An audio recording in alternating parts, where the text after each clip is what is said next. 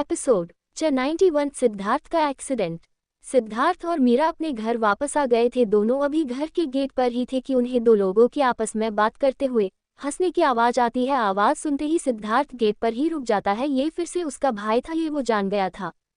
भाभी आप आ गई, वैसे भाई कहाँ है? मीरा जैसे ही अंदर जाती है, प्रेम चिल्लाते हुए बोल उसके पास आकर खड़े होकर बोलता है। वो अभी मीरा इससे आगे कुछ बोल पाती कि तभी सिद्धार्थ भी अंदर आ जाता है। सीड ने पहले डिसाइड किया था कि आज वो प्रेम को यही छोड़ वापस चला जाएगा, पर ये सोचते हुए कि प्रेम कुछ फालतू ना बोल दे, वो अंदर आ जाता है। क्या तुमने घरजमाई बनने की सोच रखी है, या तुमने इस घर में पार्ट टाइम जॉब की नौकरी शुरू कर दी है? सिद्धार्थ अंदर आते ही अपने घर की ओर ताना मारते हुए बोलता है। वही प्रेम को अपने भाई का बोला कुछ समझ नहीं आया, इसलिए वो उसकी तरफ भोली सूरत बनाकर देखने लगता है। भाई मैंने क्या किया? अब क्या तुम्हें हर रोज यहाँ चौकीदारों की तरह ड्यूटी देते की क्या जरूरत है? सिद्धार्थ के इतना बोलते ही मीरा और संध्या मुस्कुराने लगती है। आप ऐसे क्यों बोल रहे हो भाई, मैं तो बस आपको खोजने आया था, क्या आपको पसंद नहीं? प्रेम अपने भाई की ओर मासूम सा शकल बनाकर बोलता है। भाभी क्या आप नहीं चाहती कि मैं यहाँ आऊँ? ये देखते हुए कि उसका भाई कोई जवाब नहीं दे रहा, प्रेम जल्दी से मीरा के पास जा उसका हाथ पकड़ते हुए बोलता है। नहीं मुझे कोई प्रॉब्लम नहीं, तुम चाहो तो यहाँ हमेशा के लिए भी रहने आ सकते हो। देखो भाई आपसे तो अच्छी भाभी है। प्रेम मीरा की बात सुनते हुए उसे थैंक यू बोल गले लगाते हुए सिद्धार्थ से बोलता है। तुम मीरा को तंग क्यों कर रहे हो, क्या तुम्हें अभी भी घर नहीं जाना? ये देखते हुए कि प्रेम मीरा के गले पड़ा हुआ है, सिद्धार्थ आगे प्रेम की ओर घूरते हुए देख बोलता है। नहीं भाई मैं चलता हूँ। इतना बोलते हुए प्रेम अपनी भाभी से दूर हो बाहर की ओर बढ़ने लगता है। ये देख सिद्धार्थ मीरा के पास आ उसके हाथ में मलहम बड़ा देता है। वाइफी मैं तुम्हारी मदद तो करने वाला था, पर मेरा भाई ऐसा करने नहीं देगा, इसलिए तुम संध्या की मदद ले लेना। इतना बोल सिद्धार्थ मीरा को गले लगाया, उसके गालों पर किस करते हुए सामने खड़ी संध्या की ओर देख मुस्कुरा वहां से चला जाता है। तू कल रात कहाँ थी? मैंने तेरे लिए कितना कुछ बनाया था। मीरा सिद्धार्थ को जाते देख गेट की ओर देखते हुए मुस्कुराए जा रही थी कि तभी संध्या की नज़र उस पर जाती है। वो मैं इतना बोलते ही मीरा का चेहरा लाल हो जाता है। उसके दिमाग में कल शाम वाली बातें घूमने लगती हैं। बताएगी भी, कल तू कहाँ गई थी? मीरा अपनी गहरी सोच में डूबी थी कि तभी संध्या उसके पास आ थोड़ा जोर से बोलती है, जिससे मीरा का ध्यान टूट जाता है। मैं वो नहीं, मुझे याद आया, मुझे कुछ जरूरी काम है, मैं अभी आती हूँ। इतना बोलते हुए मीरा तेजी में संध्या की बातों को इग्नोर कर अपने कमरे की ओर भागती है। दोस्त ना रहा, भाई भाई ना रहा, जिंदगी में अब हमारा कोई सहारा ना रहा। सीड अपने भाई के बगल वाले सीट पर बैठ अपने फोन में कुछ कर रहा था कि तभी प्रेम को अचानक से पता नहीं क्या हो जाता है और वो तेज आवाज में ये गाने लगता है। ये क्या कर रहे हो तुम? सिद्ध प्रेम की ऐसी बेसुरी आवाज सुनकर उसके तरफ घूरते हुए देख बोलता है।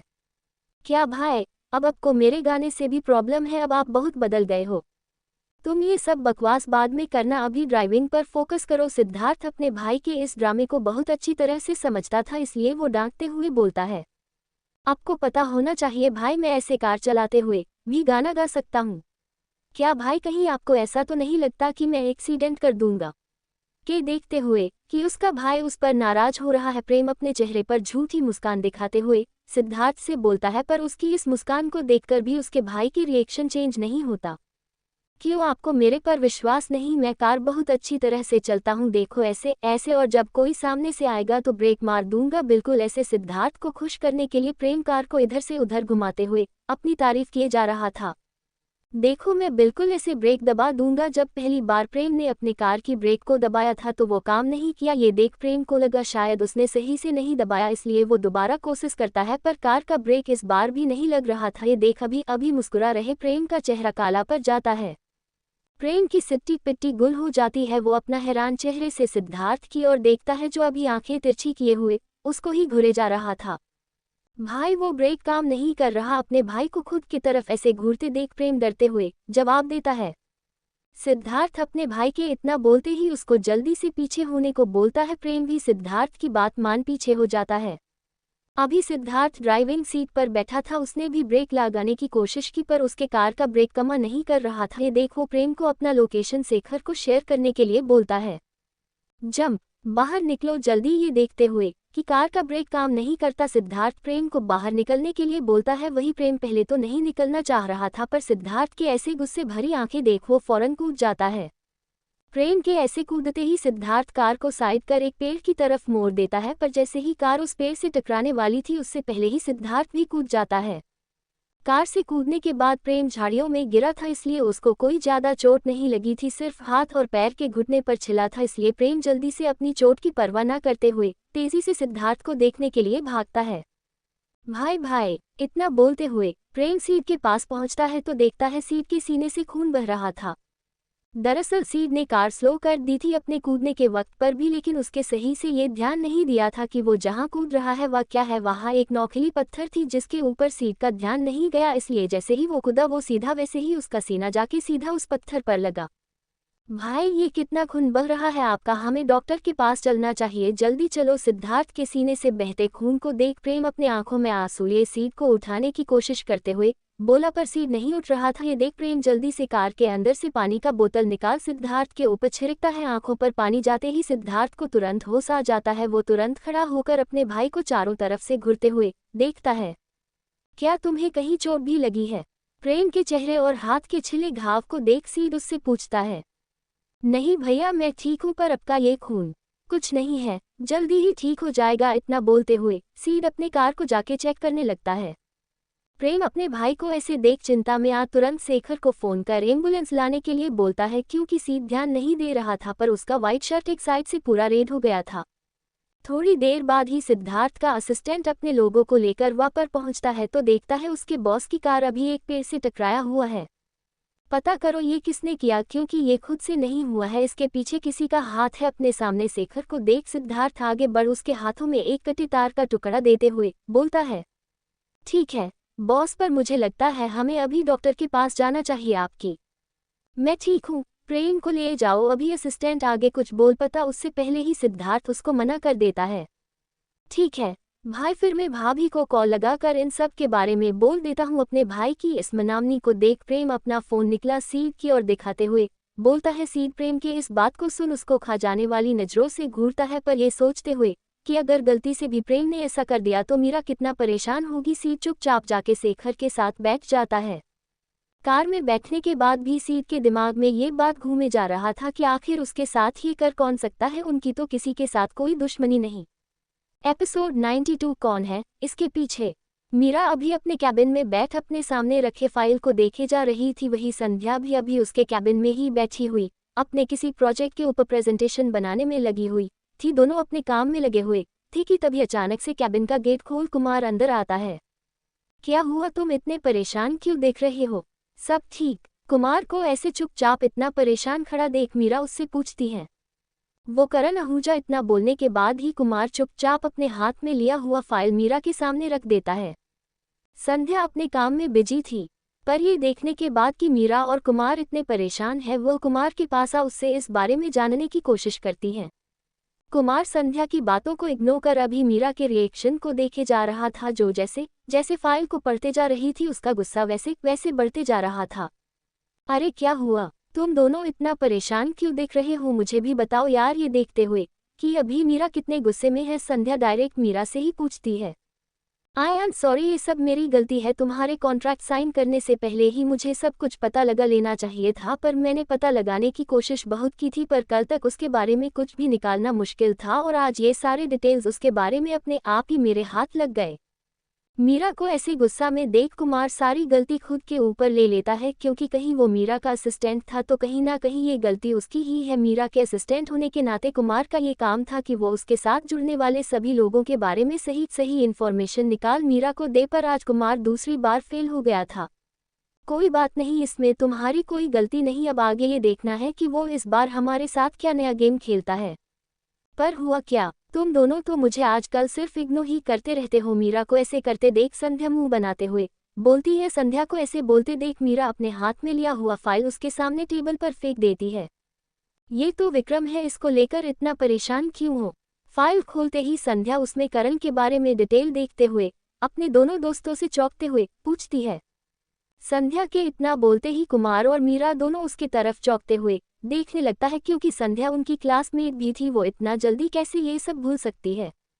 क्या तुम सब कुछ भूल गई? स्कूल के फेयरवेल पार्टी में उसने मीरा के साथ क्या करने की कोशिश की थी? कुमार संध्या को ऐसे करण के बारे में बोलते देख उस पर गुस्सा होते हुए, उसे डांटते हुए बोलता है, क्या यार तुम लोग भी ना, तुम्हें शायद याद नहीं होगा, उसके दूसरे दोस्तों ने उसे उस दिन जबरदस्ती से शराब पिला दिया था जिसके वजह से उसकी तबीयत ठीक नहीं थी और उसने मीरा के साथ जो कुछ भी करने की कोशिश की या बोला था वो सब नशे की वजह से बेचारा कब से माफ़ी मांग कर थक चुका है, फिर भी तुम दोनों माफ़ी नहीं करते। तुम इस बात को इतना हल्के में कैसे ले सकती हो? तुम शायद भूल गई उस दिन करण ने रोहित को कितना पीटा था, वो बेचारा मरते मरते बचा था सिर्फ मीरा के साथ बातें करने के लिए। हाँ, क्योंकि रोहित एक अच्छा लड़का नहीं था, वो मीरा को तंग करने की कोशिश कर रहा था। इस वजह से मीरा के दोस्त होने के नाते करण ने उसकी मदद की थी। और करण अच्छा लड़का है। संध्या कुमार आपस में लड़े जा रहे थे, एक करण के सपोर्ट में थी तो दूसरा करण के अगेंस्ट में। मीरा खुद ही करण पर गुस्सा थी, पर अभी मीरा अपने दोस्तों के बहस को रोक पाती उससे पहले ही उसका फोन बजता है। मीरा अपने दोस्तों के इन लड़ाई को इग्नोर कर अपना फोन उठाते हुए खिड़की के पास चली जाती है, क्योंकि उसके दोनों दोस्त आपस में कुत्ते बिल्ली की तरह लड़ रहे थे। अभी मीरा फोन उठा कुछ बोल पाती कि उससे पहले ही दूसरे साइड वाला इंसान उससे सब कुछ तेजी में बोलने के बाद फोन रख देता है। सिद्धार्थ, मैं अभी आती हूँ। दूसरी तरफ के इंसान ने जो बोला उसे सुन मीरा की आवाज़ लड़खड़ाने लगती है। वो जल्दी से टेबल के पास जा उस पर से कार की चाबी निकाल आगे बढ़ने को होती ही है कि तुरंत कुमार उसे रोक देता है। क्या हुआ? तुम ऐसे कहाँ के लिए जा रही हो? मीरा को ऐसे जाते देख कुमार तेजी में उसके सामने आकर पूछता है, पर वो जैसे ही मीरा का चेहरा देखता है वो चौंक जाता है। अभी मीरा के चेहरे पर पसीना था, उसके आंखों में आंसू भरे हुए थे, वो बहुत डरी हुई थी। क्या हुआ? हॉस्पिटल। कुमार के दोबारा बोलने पर मीरा अपने आंखों के आंसू पोंछते हुए उससे सिर्फ इतना बोल उसको साइड कर देती है और तेजी में वहां से निकल जाती है। ये देखते हुए कि मीरा कितना डरी हुई है, कुमार बिना कोई देरी किए उसके पीछे भागता है। मीरा अभी जाकर कार की ड्राइविंग साइड की खिड़की खोलने ही वाली होती है कि उससे पहले कुमार उसको रोक खुद बैठ जाता है। बैठने के बाद ही मीरा से कहाँ जाना है पूछते हुए कुमार ड्राइव करने लगता है। दूसरी तरफ हॉस्पिटल के वार्ड के अंदर सिद्धार्थ अभी बेड पर लेटा हुआ था। उसके सामने अभी उसका भाई अपने सिर पर पट्टी करवाए खड़ा था कि तभी उसको गेट पर अपने मॉम एंड डैड दिखते हैं। अपने डैड को देखते ही प्रेम वार्ड से बाहर निकल उनके गले लग रोने लगता है। ये सब कैसे हुआ और तुम्हारे गार्ड्स कहाँ थे उस वक्त? प्रेम के डैड प्रेम का हाथ पकड़ खड़े करते हुए बोलते हैं। अपने डैड के इतना बोलते ही प्रेम उन्हें सब कुछ बता देता है। वही खड़ी प्रेम की माँ अपने बेटे की इस हालत को देख रोने लगती है, पर उनको जैसे ही पता चलता है कि सिद्धार्थ को उनके बेटे से कहीं ज़्यादा चोट लगी है, उनका दर्द थोड़ा कम होता है।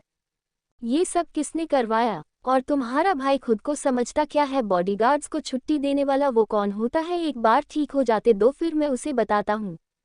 प्रेम की माँ जैसे ही अपने बेटे को गले लगाने के लिए आती है, प्रेम से दूर हो जाता है। वो गेट के सामने जाकर अंदर चल रहे अपने भाई के इलाज को देखने लगता है। हॉस्पिटल के आने से पहले सिद्धार्थ ने शेखर से यह बोला था कि यह ब्रेक फेल खुद से नहीं हुआ है, इसके पीछे किसी ना किसी का हाथ है। प्रेम खुद को ये सोचने से नहीं रोक पा रहा था कि कहीं इसके पीछे उसकी माँ का हाथ तो नहीं। अगर ऐसा हुआ तो आज अपने भाई के इस हालत की जिम्मेदार वो खुद को मान रहा था। बेटा तुम ठीक तो हो? तुम्हें कहीं लगी तो नहीं? प्रेम की माँ अपने बेटे के पास आते हुए अभी उनके पति दूसरे साइड खड़े होकर किसी से फोन पर बात कर रहे थे। मोम, अगर इन सब में आपका कोई हाथ हुआ तो मैं भूल जाऊंगा कि हमारे बीच कोई रिश्ता भी है। यहाँ आने से पहले भाई ने बोला था इसके पीछे हमारे किसी दुश्मन का हाथ है, पर हमारा कोई दुश्मन नहीं जो हमारे जान के पीछे पड़ा हो। मैंने तुम्हें यही संस्कार दिए हैं, तुम अपने माँ के लिए ऐसा बोल भी कैसे सकते हो सकता है मेरी तरह सिद्धार्थ ने किसी और का भी कोई हक मरा हो जिसके वजह से उसके साथ ये सब हुआ। ये क्या बकवास बोल रही है आप? भाई ने किसी का कोई अधिकार नहीं लिया। अच्छा होगा अगर इन सब में आपका हाथ ना हो, वरना फिर आप सोच भी नहीं सकती मैं क्या करूँगा खुद के साथ। खुद के साथ? ये क्या बचपना है? तुम अपने माँ के सामने खुद को हानि पहुँचाने की धमकी दे रहे हो। उद्धरण। हाँ, इतना बोलते हुए प्रेम वहाँ से साइड हो गया क्योंकि उसका फ़ोन वाइब्रेट कर रहा था कब से। क्या जीजा जी को कुछ हुआ है? प्रेम फोन उठा अभी कुछ बोल पता कि उससे पहले ही संध्या दूसरी तरफ से ये सवाल पूछ देती है, जिसे सुन प्रेम चौंक जाता है। सिद्धार्थ की सख्त हिदायत थी यहाँ आने से पहले कि उसके साथ एक्सीडेंट हुआ है। इस बारे में मीरा या उसके दोस्तों को कैसे भी पता नहीं चलना चाहिए, फिर ये बात संध्या तक कैसे पहुंची? यही सोच प्रेम चौंक जाता है। क्या हुआ? तुम जवाब क्यों नहीं दे रहे? क्या सच में कुछ हुआ है जीजा जी के साथ? नहीं अभी भाई मीटिंग में है। संध्या के दोबारा पूछने के बाद प्रेम का ध्यान टूटता है, जिसके बाद प्रेम झूठ बोल देता है संध्या से। अच्छा अगर ऐसा है तो मीरा सिद्धार्थ कहते हुए रोते हुए यहाँ से कहाँ गई? भाभी रोते हुए कहाँ गई? प्रेम का जवाब सुनने के बाद संध्या खुद में ही ये बात बुदबुदाई थी, जिसे सुन प्रेम चौंकते हुए इस बारे में उससे पूछता है।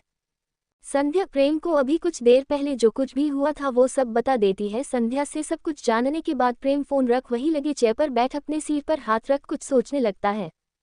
थोड़ी देर बाद ही मीरा जैसे पहुंची कुमार सिद्धार्थ के बारे में सारी इन्फॉर्मेशन ला के देता है। ये जानने के बाद कि सिद्धार्थ कहाँ है, मीरा तेजी में उसके वार्ड की ओर भगती है, पर वो जैसे ही सिद्धार्थ के वार्ड के गेट पर थी कि वहीं से अंदर का माहौल देख वो चौंक गई। सिद्धार्थ अभी अपने हॉस्पिटल के बेड पर लेटा हुआ था, वहीं उसके साइड में खड़ी दिया अभी उसको सहारा देते हुए उसके पीछे से तकिया लगा रही थी।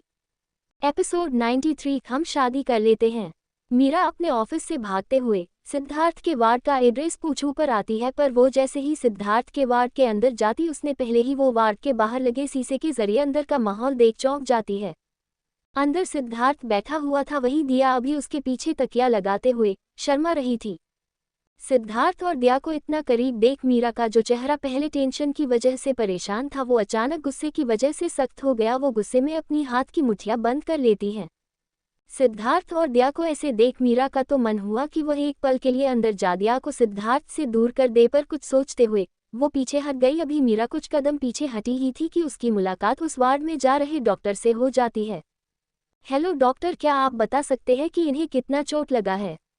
मेरा मतलब कोई परेशानी वाली बात तो नहीं? डॉक्टर जो कि अभी वार्ड के अंदर जा रहा था सिद्धार्थ का रिपोर्ट लिए, वो मीरा को ऐसे सवाल पूछते देख चौंक गया। कहीं ऐसा तो नहीं कि आप लोग सही से उनका ख्याल रखने में सक्षम ही ना हो? ये देखते हुए कि डॉक्टर उसके बातों का कोई जवाब नहीं दे रहा, मीरा डॉक्टर का ध्यान दोबारा खुद की तरफ खींचते हुए बोलती है। वही खरा डॉक्टर जो कुछ देर पहले मीरा को घूरते हुए ये याद करने की कोशिश में लगा हुआ था कि आखिर उसने अपने सामने खड़ी इस लेडीज को कहाँ देखा है। वह अभी मीरा ने जो प्रश्न पूछा उसे सुनकर चौंक गया। क्या उसका हॉस्पिटल इस शहर के सबसे बेस्ट हॉस्पिटल में से एक नहीं है? अगर उसका हॉस्पिटल अच्छा ही नहीं होता तो भला सिद्धार्थ ठाकुर के परिवार वाले उसको लेकर यहाँ आते ही क्यों? इलाज के लिए उसके सामने खड़ी ये लेडीज क्या सीधा सीधा उसके हॉस्पिटल के फैसिलिटी पर सवाल नहीं उठा रही? यही सब सोचते हुए उस डॉक्टर का चेहरा सख्त हो जाता है। सॉरी मिस, पर हमारे हॉस्पिटल की फैसिलिटी बहुत अच्छी है। शायद आपने सुना होगा, हम यहाँ आए अपने सारे पेशेंट का ध्यान बहुत अच्छे से रखते हैं। उसी के हिसाब से मैं आपको सिद्धार्थ ठाकुर के बारे में कोई जानकारी नहीं दे सकता, क्योंकि हमारे हॉस्पिटल के रूल्स के हिसाब से हम अपने पेशेंट की जानकारी उसके परिवार के अलावा और किसी से शेयर नहीं करते। इतना बोलते ही वो डॉक्टर मीरा की तरफ एक फेक स्माइल दे आगे बढ़ने को होता है कि तभी मीरा कुछ ऐसा बोलती है जिसके बाद उसका पैर रुक जाता है। तब तो आपको मिस्टर सिद्धार्थ ठाकुर की जानकारी देने में मुझे कोई प्रॉब्लम नहीं होनी चाहिए, because I am his wife. Meera के इस बात को सुनने के बाद डॉक्टर को उसकी तरफ से ये दूसरा झटका लगता है। उसके सामने खड़ी ये लड़की पहले तो उसके हॉस्पिटल की फैसिलिटी पर सवाल उठा रही थी और अब ये झूठ भी बोल रही है। यही सोचते हुए डॉक्टर मीरा के सामने वापस आ उसकी तरफ जोकर की तरह मुस्कुराते देख बोलता है, मिस, जहाँ तक मुझे पता है मिस्टर सिद्धार्थ अभी कुंवारे हैं। मुझे नहीं पता आप ये सब क्यों कर रही हो, पर मेरे तरफ से आपको कोई जानकारी नहीं मिलेगी। अगर आपको जानना ही है तो वार्ड में आओ। मीरा को इतना बोलते हुए इस बार वो डॉक्टर तेजी में वहां से निकल जाता है।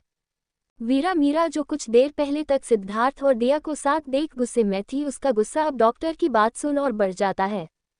सॉरी, वो मेरा फ़ोन छूट गया था। कुमार जिसको सेकंड फ्लोर पर चढ़ने के पहले ये ध्यान आता है कि वो अपना फ़ोन कार में छोड़ दिया है। वो अभी जैसे ही वापस मीरा के पास आया तो मीरा का इतना गुस्से भरा चेहरा देख सॉरी बोलने लगा।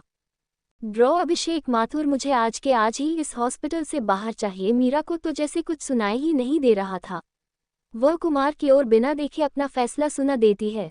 वहीं कुमार चौंकते हुए एक्सप्रेशन लिए मीरा की ओर देखे जा रहा था। ये सोचने से खुद को रोक नहीं पा रहा था कि आखिर अब ये डॉक्टर अभिषेक कौन है और उसने भला मीरा को कैसे तंग किया। क्या तुम्हें सुनाई नहीं दे रहा है? डॉक्टर अभिषेक, मुझे अगले 5 मिनट के भीतर इस हॉस्पिटल के बाहर चाहिए। मैं अभी देखता हूँ। कुमार जो कि अभी अपने सोच में डूबा था, मीरा के इस बार की गुस्से भरी आवाज़ सुनते ही तेजी में वहां से निकल गया। मीरा ने ध्यान से नहीं दिया था, पर अभी सिद्धार्थ के वार्ड में सिर्फ सिद्धार्थ ही नहीं, सिद्धार्थ का पूरा ठाकुर परिवार के साथ दिया के मॉम एंड डैड भी थे। उन्हीं की वजह से सिद्धार्थ ने दिया को अपने पीछे तकिया लगाने से नहीं रोका, क्योंकि दिया को ये करने के लिए उसके डैड नहीं बोला था कि वह सिद्धार्थ को सहारा दे बैठने में। डॉक्टर जो वार्ड में जाता है तो सिद्धार्थ के पूरे परिवार के बताता है कि सिद्धार्थ का रिपोर्ट नॉर्मल है, उससे बस 2-3 दिन की रेस्ट की जरूरत है, जिसके बाद वह ठीक हो जाएगा, अभी आप उन्हें आराम करने दे। डॉक्टर के इतना बोलते ही प्रेम अपने भाई के पास जा उसके गले से लग जाता है। वहीं सिद्धार्थ अपने इस फैमिली ड्रामे को देखकर परेशान था, उसे बस ये चिंता सताए जा रही थी कि कहीं ये सब मीरा को ना पता चल जाए। ये जानने के बाद कि उनका बेटा बिल्कुल ठीक है, यशवंत ठाकुर के चेहरे की चिंता गायब हो गया। अगली बार अगर जो तुमने अपनी मनमानी की तो फिर देख लेना, मुझसे बुरा कोई नहीं होगा, आज के बाद तुम बिना बॉडीगार्ड्स के कहीं नहीं जाओगे। Okay dad. अपने पिता को इतना गुस्सा में देख सिद्धार्थ हाँ में सिर हिला देता है, जिसके बाद सब उसको आराम करने के लिए अकेले छोड़ बाहर चले जाते हैं। ये औरत भाग गई, चलो अच्छा है, वरना मैं इसकी कंप्लेन करता। सिक्योरिटी गार्ड से बाहर निकलते ही डॉक्टर वार्ड के बाहर मीरा को ना देख खुद में बड़बड़ाते हुए आगे बढ़ जाता है। हेलो डॉक्टर अभिषेक माथुर। अभी डॉक्टर सीढ़ियां से नीचे जाने ही वाला होता है कि तभी मीरा उसके पास आ मुस्कुराते हुए बोलती है, तुम अभी तक गई नहीं, तुम हो कौन? रुको, मैं अभी मैनेजमेंट से बात कर तुम्हें बाहर करवाता हूँ। मीरा को दोबारा अपने सामने देखते ही वो डॉक्टर थोड़ा गुस्से में बोलता है, बस 2 मिनट, उसके बाद तुम्हें सीधा बाहर जाने का मौका मिलेगा, जिसके बाद तुम डिसाइड करते रहना मैं कौन हूँ। मीरा अपने चेहरे पर एक एविल स्माइली लिए डॉक्टर की ओर देखते हुए इतना बोल वहां से आगे निकल जाती है। मीरा की बातों को ना समझ डॉक्टर तेजी से सीढ़ियां उतरने लगता है ताकि वह जा मीरा को उस हॉस्पिटल से बाहर निकलवाने के लिए कंप्लेन कर सके, पर तभी पॉकेट में रखा उसका फोन वाइब्रेट करता है। नहीं, पर मैंने क्या किया? आप मेरे साथ ऐसा नहीं कर सकते। मेरी गलती क्या है, ये तो बोलो। हेलो। सीढ़ियां पर खड़ा डॉक्टर दूसरे तरफ के इंसान की ओर गिड़गिड़ाने हुए बोले जा रहा था, पर दूसरे तरफ के इंसान को उसके किसी भी बात से कोई फर्क नहीं पड़ रहा था। उसने तो अपना फैसला सुना दिया था। सिद्धार्थ को देखने के बाद उसका पूरा परिवार अभी हॉस्पिटल के कैंटीन में कॉफी के लिए गया था। वार्ड के बाहर सिर्फ प्रेम बैठे हुए अपने फोन में गेम खेल रहा था। वही सिद्धार्थ जल्दी जल्दी अपने कपड़े चेंज करने में लगा हुआ था, क्योंकि वो नहीं चाहता था कि मीरा के उसके बारे में कुछ पता चले, इसलिए वो जल्द से जल्द उसके पास जाना चाहता था। अपने कपड़े पहनते हुए सिद्धार्थ अपने फोन से मीरा को फोन पर कॉल लगाए जा रहा था, पर दूसरे तरफ से मिला का कोई रिस्पांस नहीं आ रहा था। ये देख सिद्धार्थ और परेशान होने लगा। ये तुम क्या कर रहे हो? सिद्धार्थ अपने शर्ट की बटन बंद कर रहा था कि तभी गेट की तरफ से ये आवाज आती है। आवाज सुनते ही वो सामने देखता है तो मीरा थी। तुम यहाँ कैसे? क्यों मुझे यहाँ पर नहीं आना चाहिए था? सिद्धार्थ के बातों का इतना जवाब देते हुए मीरा आ गया, उसके शर्ट की बटन वापस से खोल देती है, क्योंकि सिद्धार्थ ने ध्यान नहीं दिया था, पर अभी इतना जल्दी करने की वजह से उसके घाव से फिर से खून निकलने लगा था। चलो हम शादी कर लेते हैं। एपिसोड 94। मैं तुम्हारे बिना नहीं रह सकती। शांति से लेटो, अभी तुम्हारा जख्म ताज़ा है, तुम ऐसे कहीं नहीं जा सकते। मीरा सीट को वापस हॉस्पिटल बेड पर सुलाते हुए बोली, तुम यहाँ कैसे? क्या तुम्हें प्रेम ने कॉल किया था ये सब बताने के लिए? उसको तो मैं छोड़ने वाला नहीं। ये सोचते हुए कि अभी मीरा शायद से प्रेम की बोलने की वजह से यहाँ इतनी जल्दी में आई है, सिद्धार्थ को अपने भाई पर गुस्सा आ रहा था। वही मीरा बिना सिद्धार्थ की बातों की ओर ध्यान दिए हुए उसके सीने से बह रहे उन खूनों को पोंछने में लगी हुई थी। सिद्धार्थ का ध्यान जैसे ही अपने पत्नी पर जाता है तो वो देखता है कि अभी पत्नी अपने आंखों में आंसू भरे उसके सीने पर लगे खून को पोंछने की कोशिश कर रही थी। खुद के लिए मीरा को ऐसे परेशान होते देख सिद्धार्थ उसका हाथ पकड़ रोकते हुए बोलता है, मैं ठीक हूँ, ये बस मामूली चोट है, तुम इसके बारे में मत सोचो, बस 2 दिन में ठीक हो जाएगा। ये कैसे हुआ? मीरा के चेहरे पर खुद के लिए इतनी परेशानी देखना चाहते हुए भी सिद्धार्थ उसे सब कुछ नॉर्मल तरीके से बताने की कोशिश करता है। वह जानबूझकर प्रेम की शैतानियों तो भी मीरा के सामने हंसते हुए बताने लगा, जिससे मीरा उसके लिए ज्यादा टेंशन ना ले, पर सिद्धार्थ की पूरी बात सुनते ही मीरा उसके सीने से लग रोने लगती है। कुछ नहीं हुआ, तुम देख सकती हो, मैं पूरी तरह से ठीक। मीरा के बालों को सहलाते हुए सिद्धार्थ उसको शांत कराने के लिए बोले जा रहा था, और वही मीरा उसके ऊपर सिद्धार्थ के इन बातों का कोई असर नहीं पड़ रहा था। वह बस सिद्धार्थ को पकड़े हुए रोई जा रही थी। आह! मीरा सिद्धार्थ के सीने से लगकर रोई जा रही थी कि तभी सिद्धार्थ की आवाज़ सुन वो तुरंत उससे दूर हो उसके तरफ अपनी आंसू भरे आंखों से घूरने लगती है। ये सिद्धार्थ का नाटक था उसे चुप कराने के लिए।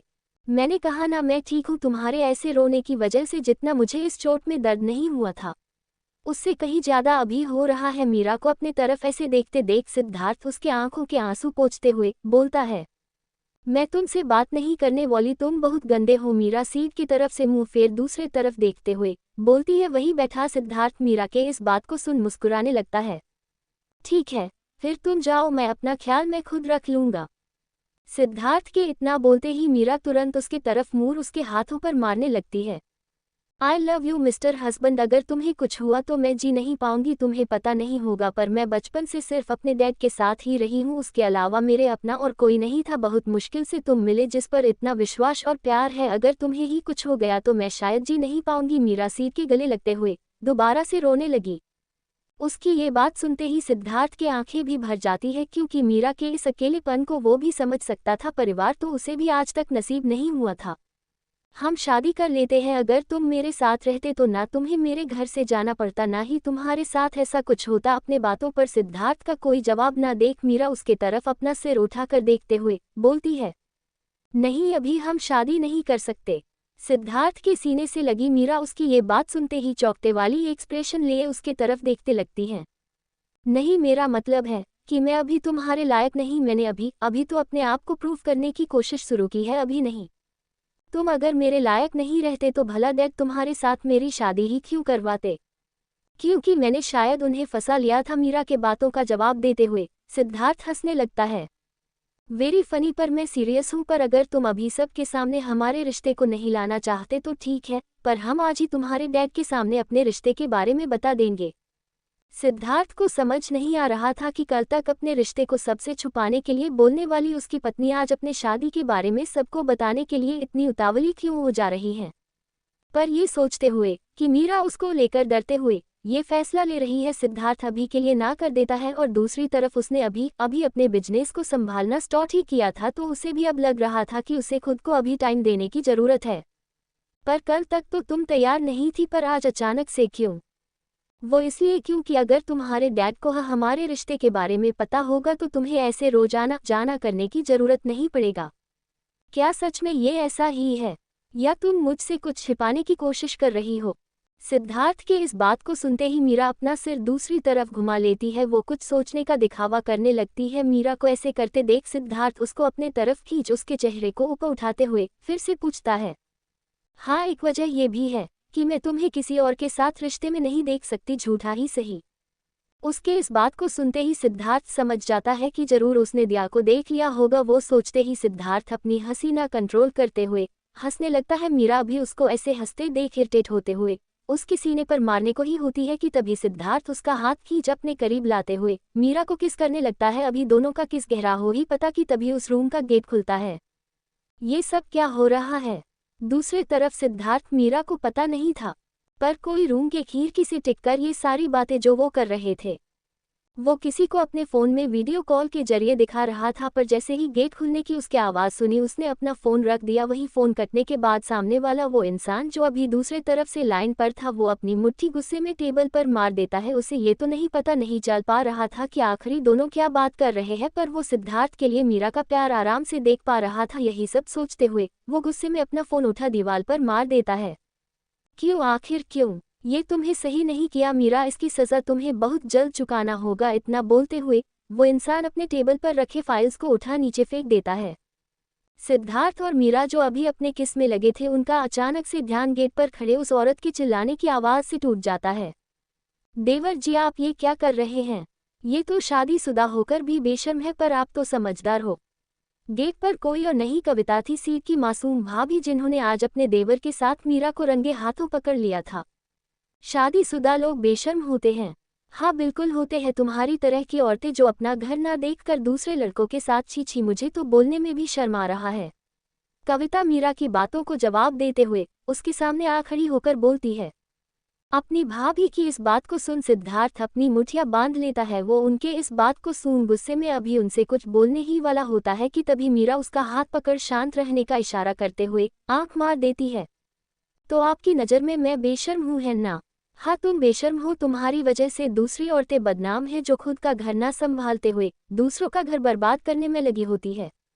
ठीक है फिर, मैं बेशर्म ही सही, कविता के बातों का जवाब देते हुए मीरा सिद्धार्थ की देख मुस्कुराती है। सिद्धार्थ उसके इस मुस्कान के पीछे की वजह नहीं समझ पाता।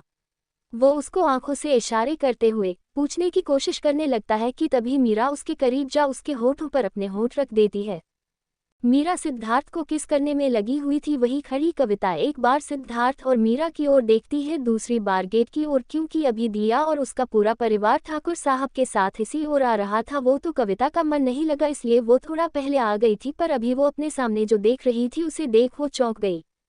एपिसोड 95 करण सिद्धार्थ का आमना सामना। वही खड़ी कविता सिद्धार्थ और मीरा को ऐसे देख परेशान थी।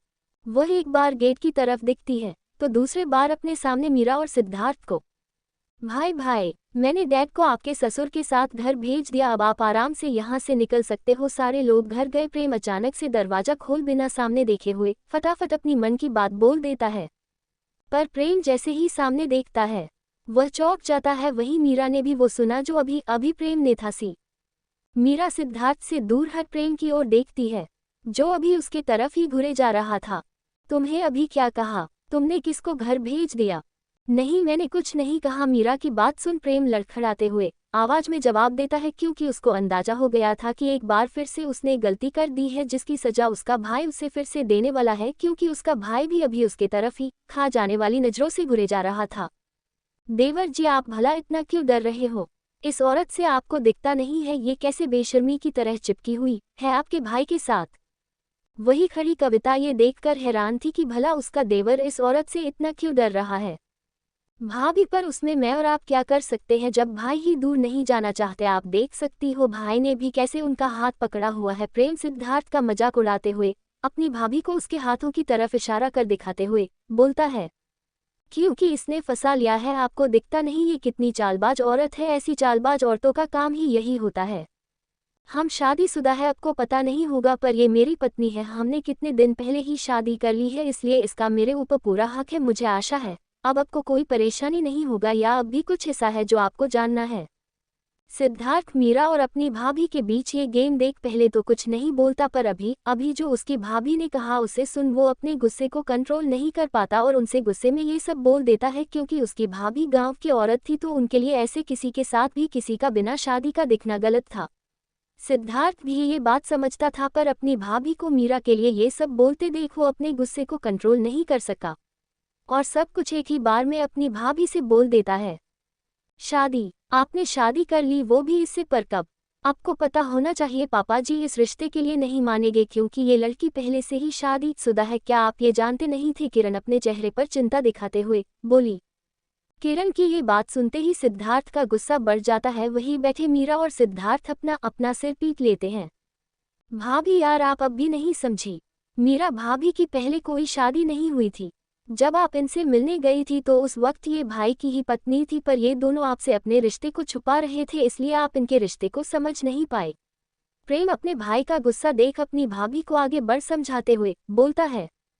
वही एक तरफ ये सब देख जहां सिद्धार्थ गुस्से से अपने हाथ की मुट्ठी बांधे हुए था, वही मीरा अपनी हंसी कंट्रोल कर रही थी। वह अपने घर में तो एक संध्या से परेशान रहती है, पर यहाँ सिद्धार्थ को तो दो संध्या से निपटना पड़ता है। उसका पति का दुख सच में उससे कहीं बड़ा था।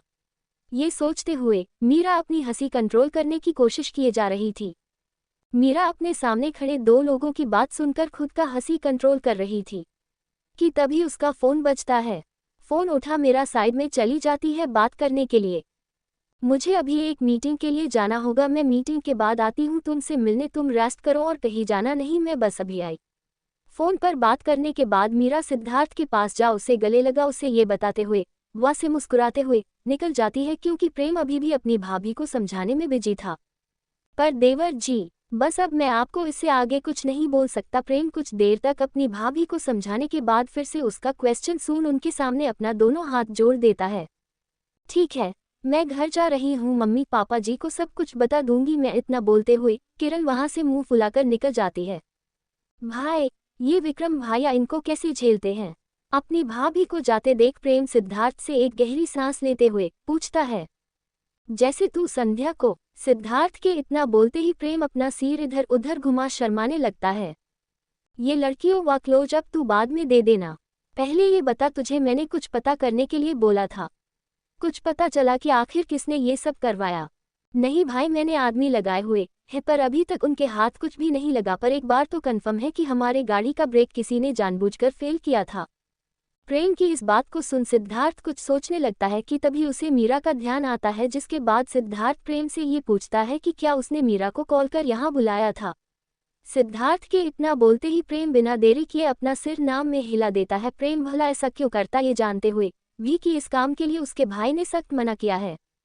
भाई, आपको क्या लगता है कौन होगा इन सब के पीछे?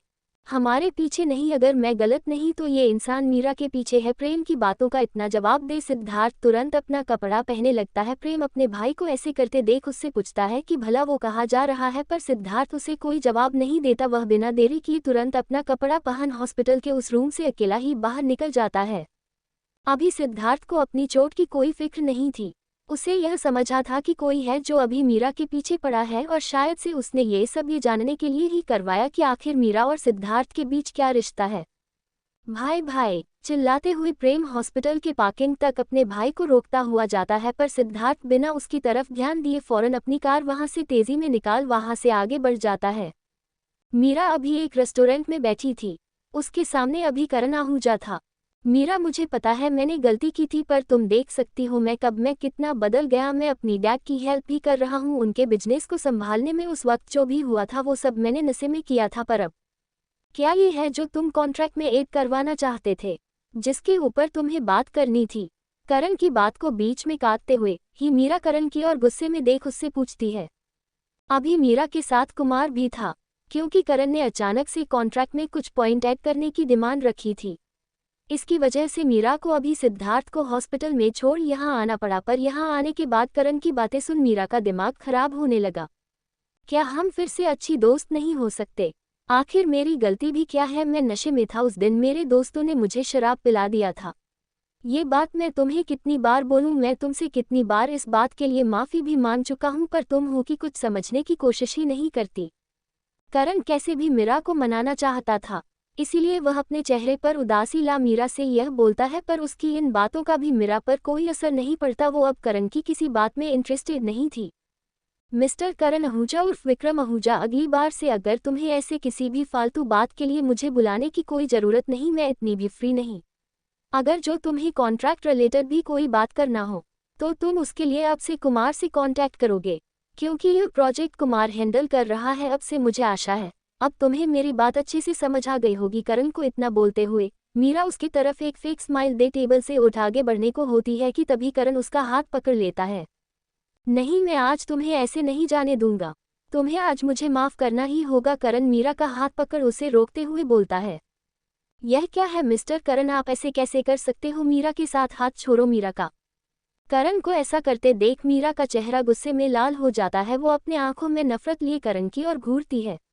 वही खरा कुमार, उसको कोई अंदाजा नहीं था कि करण ऐसा कुछ करेगा, इसलिए उसको ऐसे करते देख वो तुरंत टेबल से उठ वह उसे रोकते हुए बोलता है, पर कुमार के बोलने का भी कोई असर करण पर नहीं होता। ये देख कुमार आगे बढ़ करण का हाथ मीरा के हाथ से हटाने ही वाला होता है कि कोई और बीच में आ जाता है। वो और कोई नहीं सिद्धार्थ था। ये देखने हुए कि करण मीरा का हाथ पकड़ उससे माफी मांग रहा है, थोड़ी दूर बैठा सिद्धार्थ तेजी में आ करण का हाथ मीरा के हाथ से तुरंत दूर कर देता है। ये माफी मांगने का तरीका काफी वाहियात है मिस्टर करण आहूजा, सिद्धार्थ करण की ओर मुस्कुराते हुए देख बोलता है। एपिसोड 96 मीरा का पास्ट। ये माफी मांगने का तरीका काफी वाहियात है मिस्टर करण आहूजा, सिद्धार्थ करण की ओर मुस्कुराते हुए देख बोलता है। अपने सामने सिद्धार्थ को देख करण के साथ साथ मीरा भी शॉक थी, क्योंकि मीरा ने ये उम्मीद नहीं किया था कि सिद्धार्थ अभी इस वक्त उसके पास आ जाएगा, क्योंकि थोड़ी देर पहले तक तो वो हॉस्पिटल के बेड पर पड़ा हुआ था। सॉरी, पर तुम मुझे कैसी माफ़ी मांगने चाहिए या कैसे नहीं, ये समझाने वाले कौन होते हो? क्या तुम मुझे जानते हो या मैं तुम्हें जानता हूँ? करण सिद्धार्थ की ओर गुस्से में देखते हुए बोलता है। तुम मुझे नहीं जानते हो, पर तुम जिससे माफ़ी मांग रहे हो वह मुझे बहुत अच्छे से जानती है, इसीलिए मैं बस तुम्हें समझाने की कोशिश कर रहा हूँ कि लड़की के बिना उनकी मर्जी हाथ नहीं पकड़ते। अच्छा, वैसे क्या रिश्ता है तुम्हारा मीरा के साथ? काफ़ी प्रोटेक्टिव भाई की तरह बिहेव कर रहे हो। हाँ, क्योंकि मैं तुम्हारा जीजा हूँ। करण की बातों का इतना जवाब दे सिद्धार्थ मीरा की तरफ देख मुस्कुराने लगता है। मुझे आशा है अब तुम्हें सब कुछ क्लियर हो गया होगा, क्योंकि मुझे लगता है मेरे हस्बैंड ने तुम्हें काफी अच्छे से समझाया है, इतना बोल मीरा सिद्धार्थ के पास जा उसका हाथ पकड़ वहीं से आगे बढ़ जाती है। इसका जवाब मैं बहुत जल्दी दूंगा, बस सही टाइम का वेट करो मिस्टर सिद्धार्थ ठाकुर। मीरा को ऐसे अपने सामने से सिद्धार्थ के साथ ऐसे हाथ पकड़ते जाते देख करण गुस्से में टेबल पर अपना हाथ पटकते हुए बोलता है। करण की गुस्से भरी चेहरे पर अभी भी एक शातिर मुस्कान थी। ये कहना गलत नहीं होगा कि वह अभी भी कुछ भयंकर ही सोच रहा था मीरा और सिद्धार्थ के लिए। तुम यहाँ क्यों है? मैंने तुम्हें बोली थी ना, तुम्हें आराम की सख्त जरूरत है, तुम्हें अभी बेड पर ही रहना था। अभी तुम्हारा चोट हरा है, ऐसे बाहर घूमना तुम्हारे लिए सही नहीं। वो कौन था? आज से पहले तो कभी नहीं देखा। सिद्धार्थ मीरा की बातों को इग्नोर कर बिना टाइम लिए करण के बारे में उससे पूछता है, क्योंकि उसके दिमाग ने बार बार करण का यूं मीरा का हक से हाथ पकड़ना घूम रहा था। मुझे कुछ जलने की बदबू आ रही है। मीरा भी सिद्धार्थ की बात को इग्नोर कर अपने चेहरे पर हाथ रख इधर उधर देखते हुए बोलती है। मीरा के इस बात में एक सेकंड के लिए सिद्धार्थ भी इधर उधर देखने लगता है, पर उसे ऐसा कुछ भी महसूस नहीं होता है, ना ही उसे अपने सामने कुछ चलते हुए देख रहा था। यही सोच वो मीरा को ये बोलने के लिए उसी पर तरफ देखता है तो वो चौंक जाता है, क्योंकि मीरा अभी अपने चेहरे पर हाथ रखे मुस्कुराए जा रही थी। मुझे भूख लगी है पर किसी को मेरी कोई परवाह ही नहीं, कोई मुझे प्यार नहीं करता। मीरा को ऐसे हंसते देख सिद्धार्थ गुस्से में आगे बढ़ने लगता है। ये देख मीरा पीछे से थोड़ा तेज आवाज में बोलती है, ये सोचकर कि शायद सिद्धार्थ रुक जाए, पर उसके इस बात पर भी सिद्धार्थ के ऊपर कोई फर्क नहीं पड़ता। वो चुपचाप आगे की ओर बढ़ता चला जाता है। ये देख मीरा तेजी में उसके पास जा उसका हाथ पकड़ लेती है। अच्छा ठीक है, मैं बताती हूँ। मीरा के उसके हाथ पकड़ने के बाद भी सिद्धार्थ का रिएक्शन नहीं बदलता, तो ये देख भी मीरा थक हार कर उसे सच बताने के लिए तैयार हो जाती है। ठीक है, मैं तुम्हें सब कुछ सच सच बताने के लिए तैयार हूँ, पर बदले में तुम्हें मुझसे प्रॉमिस करना होगा कि तुम इस बात पर अब कोई रिएक्शन नहीं दोगे। तुम अब करण से कोई बात ही नहीं करोगे, क्योंकि ये बातें अब काफी पुरानी हो गई है। मीरा के इस बात को सुन सिद्धार्थ अपनी भवें चढ़ा लेता है, क्योंकि शायद उसने जितना सोच था ये मैटर उससे काफी बड़ा था। मीरा के बातों का जवाब देते हुए सिद्धार्थ बस हम कर देते हैं। हम चारों पहले बहुत अच्छे दोस्त थे।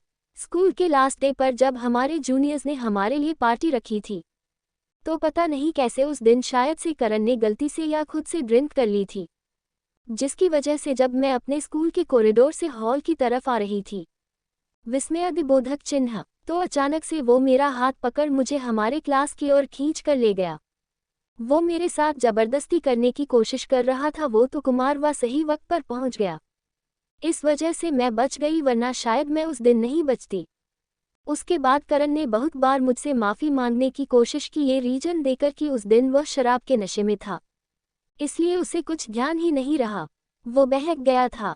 विस्मयादिबोधक चिन्ह, पर मुझे उसके बातों पर कोई विश्वास नहीं। तुम्हें क्या लगता है उसने ये सब शराब के नशे में किया होगा, या फिर ये उसकी सोची समझी प्लानिंग थी? सिद्धार्थ, तुम कोई जवाब क्यों नहीं दे रहे हो? अपने पास्ट के बारे में बताते हुए मीरा सिद्धांत से करण के बारे में जवाब पूछती है, पर जब 2 बार पूछने के बाद में सिद्धार्थ कोई जवाब नहीं देता तो मीरा अपने पीछे देखती है, तो वह दंग रह जाती है, क्योंकि मीरा को ध्यान ही नहीं रहा पर सिद्धार्थ कब का वहाँ से गायब हो गया था। नहीं, ये जरूर। इतना बोलते हुए मीरा तेजी से रेस्टोरेंट के अंदर भागती है। रेस्टोरेंट के अंदर शांति देख मीरा के जान में जान आया, क्योंकि वह शांति था, इससे ये तो पक्का हो गया था कि यहाँ कोई झगड़ा लड़ाई नहीं हुआ है। तो फिर सिद्धार्थ गया कहाँ, ये सोच मीरा अपने चारों तरफ झांकती है। वाइफी, क्या तुम्हें भूख नहीं लगी? मीरा सिद्धार्थ को सामने की ओर देखने की कोशिश कर रही थी कि तभी सिद्धार्थ उसके पीछे से टोकते हुए बोला, एन सिद्धार्थ, तुम कहाँ चले गए थे? इतना बोलते हुए मीरा उसके गले लग जाती है। देखो, मुझे तो कोई नहीं जानता यहाँ पर, शायद तुम्हारा कोई फ्रेंड या बिजनेस पार्टनर यहाँ दिख गया तो ये तुम्हारे लिए प्रॉब्लम हो सकती है। कोई फर्क नहीं पड़ता, क्योंकि मैं अभी अपने लाइफ पार्टनर के साथ हूँ। इतना बोलते हुए मीरा सिद्धार्थ की ओर देख मुस्कुराते हुए इस बार वो और कस के उसके गले लग जाती है। दोनों खाना खाने के लिए बैठे थे कि तभी मीरा सिद्धार्थ को उसके पीछे से कुछ इशारा करते देखती है। ये दिखने के लिए मीरा जैसे ही अपने पीछे घूमती है तो वह चौंक जाती है। वहां पर एक लेडीज अपने बच्चे को लेकर खड़ी थी, जो बच्ची अभी इधर मीरा की टेबल की ओर ही देखकर ही मुस्कुरा रही थी। क्यों, तुम्हारा हो गया? मीरा को ऐसे पीछे मुड़ता देख सिद्धार्थ उससे पूछता है, जिस पर मीरा अपना सिर हाँ में हिला देती है। खाना खाने के बाद दोनों बाहर निकलते हैं कि तभी सिद्धार्थ बीच में रुक उस बच्ची के गाल पर एक किस करते हुए उसकी तरफ एक चॉकलेट बढ़ा देता है। चॉकलेट देखकर वो छोटी सी बच्ची खुश हो जाती है, जिसके बाद मीरा और सिद्धार्थ वहां से निकल जाते हैं। सिद्धार्थ के निकलते ही बाथरूम की ओर से प्रेम निकलता है, अपने साथ करण को लिए हुए, जिसके चेहरे पर अभी बस 2-4 मुक्कों के निशान थे। ये पैसे तुम्हारा जितना भी नुकसान हुआ उसके लिए, और हाथ ध्यान से इस रेस्टोरेंट का आज का सीसीटीवी डिलीट हो जाना चाहिए। अगर गलती से भी तुमने थोड़ी सी भी होशियार दिखाने की कोशिश की तो फिर तुम जानते हो तो तुम्हारे साथ क्या होगा। इतना बोलती हुए प्रेम अपने पॉकेट से 2 नोटों की बंडल निकाल उस रेस्टोरेंट के मैनेजर के मुंह पर मारते हुए करण आहूजा को अपने 2 बॉडी गार्ड के साथ ले प्रेम वहां से लेकर निकल जाता है। दरअसल मीरा ने जैसे ही सिद्धार्थ से करण आहूजा के बारे में पुरानी बातें बोली, उसी वक्त सिद्धार्थ का गुस्सा इतना बढ़ गया था कि वह गुस्से में सीधा रेस्टोरेंट के अंदर आ करण के शर्ट के कॉलर को पकड़ अपने तरफ खींचते हुए उसके चेहरे पर 2-4 मुक्के लगा देता है। वही करण कंफ्यूज हो गया था, क्योंकि उसे समझ नहीं आया कि आखिर क्यों सिद्धार्थ उसके साथ ऐसा कर रहा है, क्योंकि उसे नहीं लगा था कि मीरा ने अपने पास्ट के बारे में सिद्धार्थ को कुछ बताए होगी। पर करण अभी कुछ समझ पाता उससे पहले ही सिद्धार्थ ने उसका चेहरा लाल कर दिया था। वही सिद्धार्थ अभी करण को मार ही रहा था कि तभी उसको सामने से मीरा तेजी में उसकी तरफ आते दिखी। मीरा की खुद की तरफ आते देख पहले तो सिद्धार्थ डर गया, क्योंकि उसकी बीवी ने उससे प्रॉमिस लिया था। वो अभी यही सब सोचे जा रहा था कि तभी उसे दूसरे तरफ से प्रेम आता दिखा। प्रेम को आते देख ही सिद्धार्थ तुरंत करण को वॉशरूम में बंद कर प्रेम को इशारा कर देता है, और उसके तुरंत बाद वो मीरा के पीछे जाकर खड़ा हो जाता है। मुझे पता है आप लोग बहुत बिजी हो, पर फिर भी मैं आप लोगों को डिस्टर्ब करते हुए बस 2 नाम कमेंट करने को बोलने जा रही हूँ। एक लड़का एक लड़की बच्चों हैं ये दोनों। लड़के की खासियत लड़कियों का फेवरेट, थोड़ा सा इसका नेचर प्रेम के जैसा फ्लिटी है, पर अपने मोम के लिए हमेशा खड़ा रहता है। लड़की जो कि काफी समझदार है, अपने पापा को समझती है, बिल्कुल अपने पापा की परी है। 97 आपको अपने पोते पोतियों से मिलने के लिए हमारे पास आना होगा। सिद्धार्थ, ये हम कहाँ जा रहे हैं? क्या तुमने हॉस्पिटल जाने का कोई शॉर्टकट रास्ता ढूंढ लिया है? सिद्धार्थ ड्राइवर सीट पर बैठ कार ड्राइव कर रहा था, वहीं मीरा साइड वाले सीट पर बैठी हुई थी। ये देखते हुए कि रास्ता ना तो उसके घर का है और न ही हॉस्पिटल का, मीरा सिद्धार्थ से पूछती है, हम घर जा रहे हैं। सिद्धार्थ के इस जवाब को सुन मीरा शांत हो गई, जिसे देख सिद्धार्थ फिर से बोला, क्यों तुमने नहीं कहा था कि हम अपने शादी के बारे में मेरे डैड से बात करें? अगर तुम्हें नहीं करना ये अभी तो ठीक है, रहने देते हैं। इतना बोलते हुए सीट कार को रोक देता है। मीरा खिड़की से बाहर देखे जा रही थी, कहीं ना कहीं उसे अभी इस बात का डर लग रहा था कि क्या सिद्धार्थ के डैड उसे इतनी आसानी से एक्सेप्ट कर लेंगे। पर ये देखते हुए कि सिद्धार्थ ने कार रोक दिया है, वो तुरंत सिद्धार्थ की ओर देखते हुए बोलती है, नहीं ऐसा नहीं है, वो बस चलो, मैं तुम्हारे साथ हूँ। डैड मुझे बहुत पसंद करते हैं, तो तुम ज्यादा मत सोचो, वो कुछ नहीं बोलेंगे। मीरा का हाथ पकड़ इतना बोलते हुए सिद्धार्थ उसके फोरहेड पर किस करते हुए फिर बोलता है, हाँ बस तुम मेरी माँ को थोड़ा झेल लेना, वो शायद थोड़ा डांटे। वो नहीं डांटेगी, मुझे तो लगता है वो और खुश हो जाएंगी, क्योंकि मीरा एक बार पहले भी प्रेम की माँ से मिल चुकी थी, जिन्होंने उस वक्त उसके साथ काफी अच्छे से बात की थी।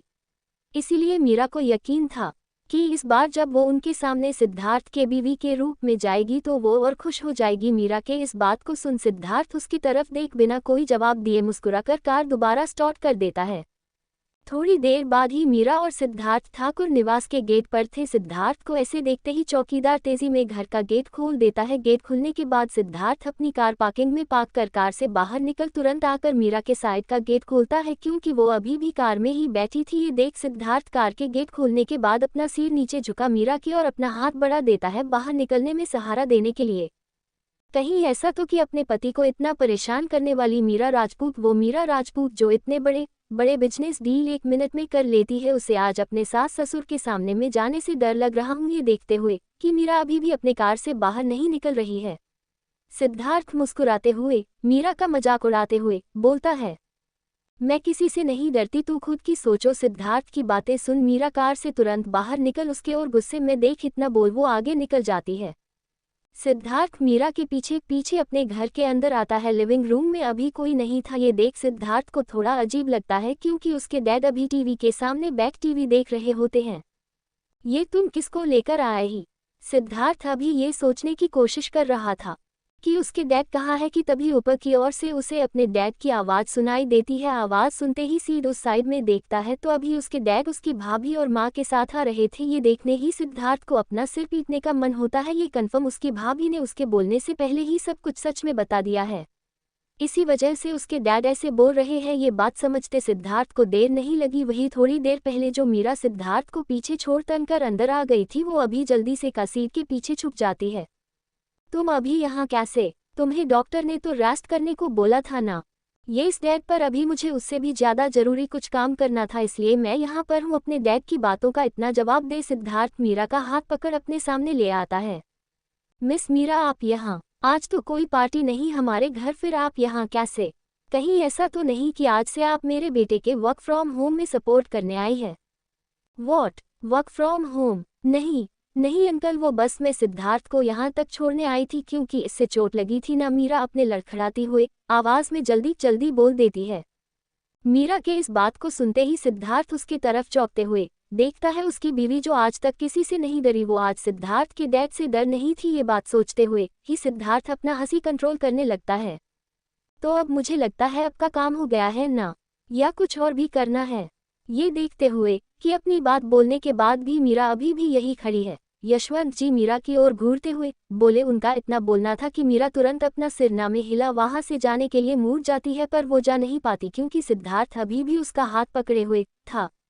डैड, मुझे पता है भांजी ने आपको सब कुछ बता दिया है। अब उन्होंने आपको क्या बताया क्या नहीं, पर मेरी और मीरा की शादी बहुत पहले ही हो गई है और हम दोनों एक दूसरे को प्यार भी करते हैं। तो मैं बस उम्मीद करता हूँ कि आप भी मीरा को एक्सेप्ट कर लेंगे। ये देखते हुए कि उसकी पत्नी कितनी डरी हुई है सिद्धार्थ खुद ही अपने डैड के पास जा उनसे सब कुछ सच सच बता देता है। और क्या होगा अगर जो मैंने ना किया था, तो फिर इसमें भी आपका ही नुकसान है। आपको फ्यूचर में अपने पोते पोतियों से मिलने के लिए हमारे फ्लैट पर आना होगा। सिद्धार्थ के इस बात को सुनते ही यशवंत ठाकुर ठहाके मारकर हंसने लगती है। वहीं मीरा अपने पति के इस जवाब को सुन चौंकते हुए उसकी तरफ देखने लगती है। घर के लिविंग हॉल में अभी दो लोग और खड़े थे। एक तो कविता, वह बस ये सोचते हुए खुद के दिमाग को तकलीफ दिए जा रही थी कि क्या उसका देवर अपने साथ उनके बच्चों की भी लेकर आया है। अगर ऐसा है तो उसके पेट में जो बच्चा है उसके पास बड़े भाई बहन होंगे। वहीं दूसरी प्रेम की मां जो सिद्धार्थ के इस बात को सुनते ही और गुस्से में आ गई। एक तो वह पहले से ही इस बात से सदमे में थी कि सिद्धार्थ ने मीरा राजपूत अंपायर की मालकिन से शादी कर लिया है, जिसके बाद अब सिद्धार्थ के नाम पर मीरा के भी डैड की प्रॉपर्टी हो गई। वही उसके बच्चे अभी भी अपना हक पाने के लिए लड़ाई लड़ रहे हैं। यही सब सोचते हुए प्रेम की मां अपने दांत पीसते हुए सिद्धार्थ की ओर खा जाने वाली नजरों से घूरती है। नहीं नहीं, तुम मुझे मेरे पोते पोतियों से यहीं पर ही मिलवा देना। मैं कहाँ फालतू में इस उम्र में अपने हड्डियों को जोड़ दे पाऊंगा। यशवंत ठाकुर इतना बोलती हुए अपने बेटे को गले लगा लेते हैं। वहीं खड़ी मीरा को ये समझ नहीं आ रहा था कि वो ठाकुर साहब के इस बात पर हंसे या रोए।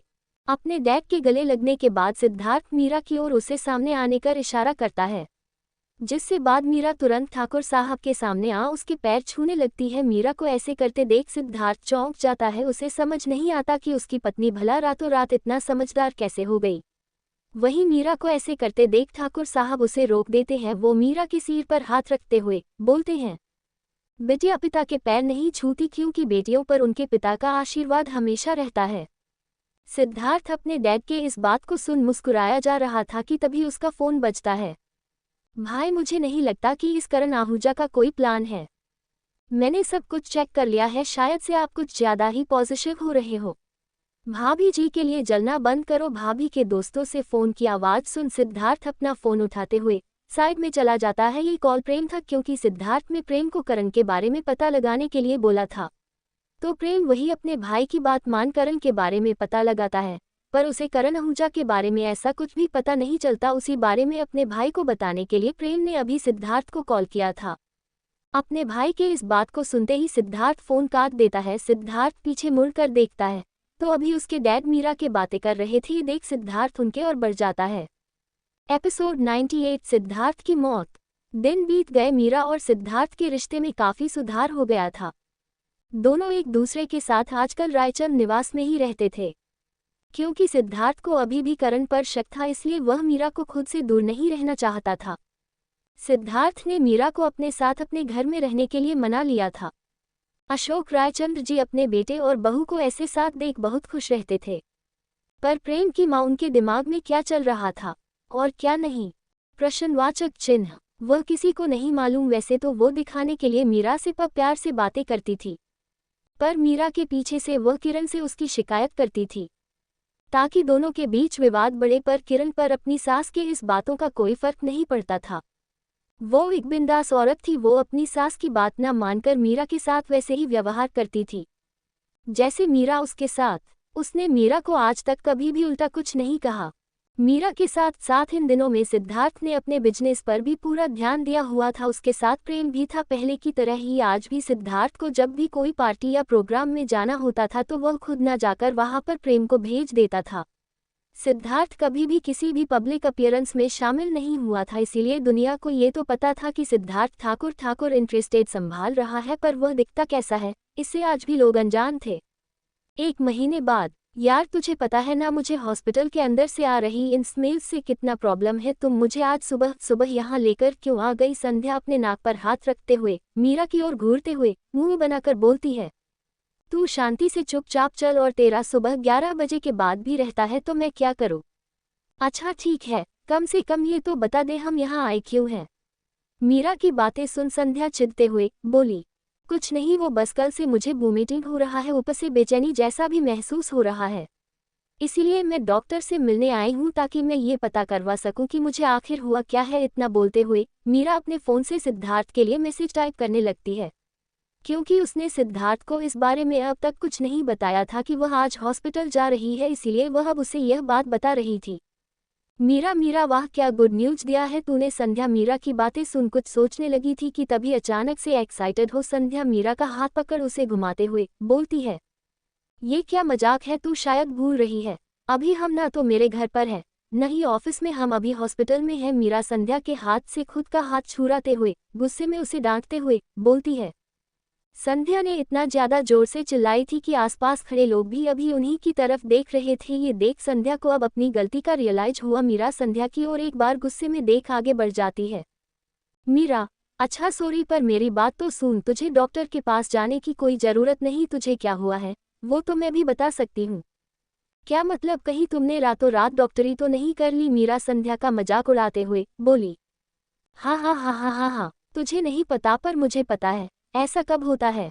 कब होता है? संध्या को ऐसे शर्माते देख मीरा चौंकते हुए देख उसकी तरफ पूछती है, जब लड़की माँ बनने वाली होती है।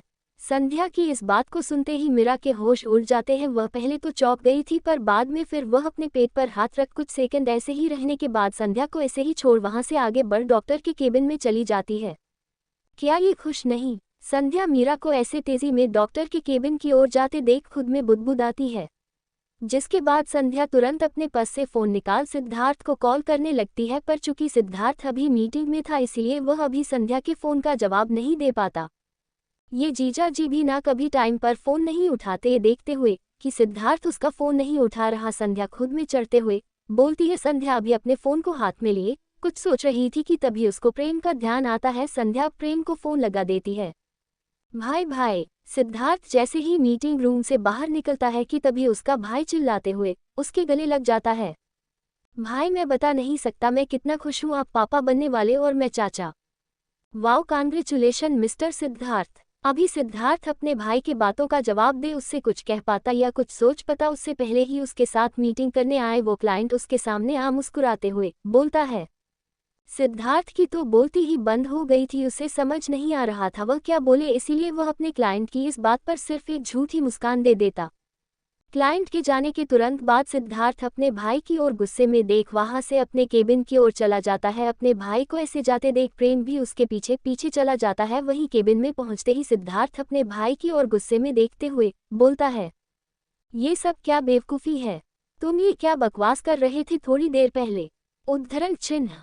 भाई, मैं सच बोल रहा हूँ, क्या आपको मेरे बातों पर विश्वास नहीं तो ठीक है, आप भाभी से खुद पूछ लो। सिद्धार्थ की डांट सुनते ही प्रेम मुंह बनाते हुए बोलता है। प्रेम को ऐसे बोलते देख सिद्धार्थ तुरंत ही अपना फ़ोन निकाल देखता है तो उसमें मीरा का मैसेज होता है। मैसेज देखते ही सिद्धार्थ अपनी कार की चाबी उठा वहां से निकलने लगता है। ये देख प्रेम जब पूछता है कि वो कहाँ जा रहा है तो सिद्धार्थ सिर्फ हॉस्पिटल बोल आगे निकल जाता है। अभी सिद्धार्थ तेजी में अपनी कार हॉस्पिटल के रास्ते पर दौड़ा रहा था। उसके कानों में बार बार प्रेम के बोले गए शब्द गूंज रहे थे। प्रेम के बातों का ध्यान आते ही सिद्धार्थ के चेहरे पर एक बड़ी सी स्माइल आ जाती है। सिद्धार्थ अभी कार ड्राइव कर रहा था कि तभी उसका फोन बजता है। फोन मीरा का होता है। ये देखते ही सिद्धार्थ तुरंत ही अपनी कार साइड में रोक कॉल उठा लेता है। तुम हॉस्पिटल क्यों गई हो? फोन उठाते ही अभी मीरा कुछ बोल पाती उससे पहले ही सिद्धार्थ अपना एक्साइटमेंट कंट्रोल करते हुए पूछता है, वो मेरी हेल्थ ठीक नहीं, इसीलिए मैं बस डॉक्टर से अपना नॉर्मल चेकअप करवाने आई थी। तुम अभी कहाँ हो? मुझे तुमसे कुछ बात करना है। मीरा यह बातें गंभीर स्वर में बोलती है, जिसे सुनते ही सिद्धार्थ थोड़ा शांत हो जाता है। क्या हुआ? कोई प्रॉब्लम? नहीं, सब ठीक है। वो बस मुझे तुमसे कुछ बातें करनी थी। ये सोचते हुए कि सिद्धार्थ उसके लिए परेशान हो रहा है, मीरा तुरंत सिद्धार्थ के बातों का जवाब देते हुए बोलती है, मैं बस आ रहा हूँ, तुम मेरा वेट करो। क्या तुम हॉस्पिटल आ रहे हो?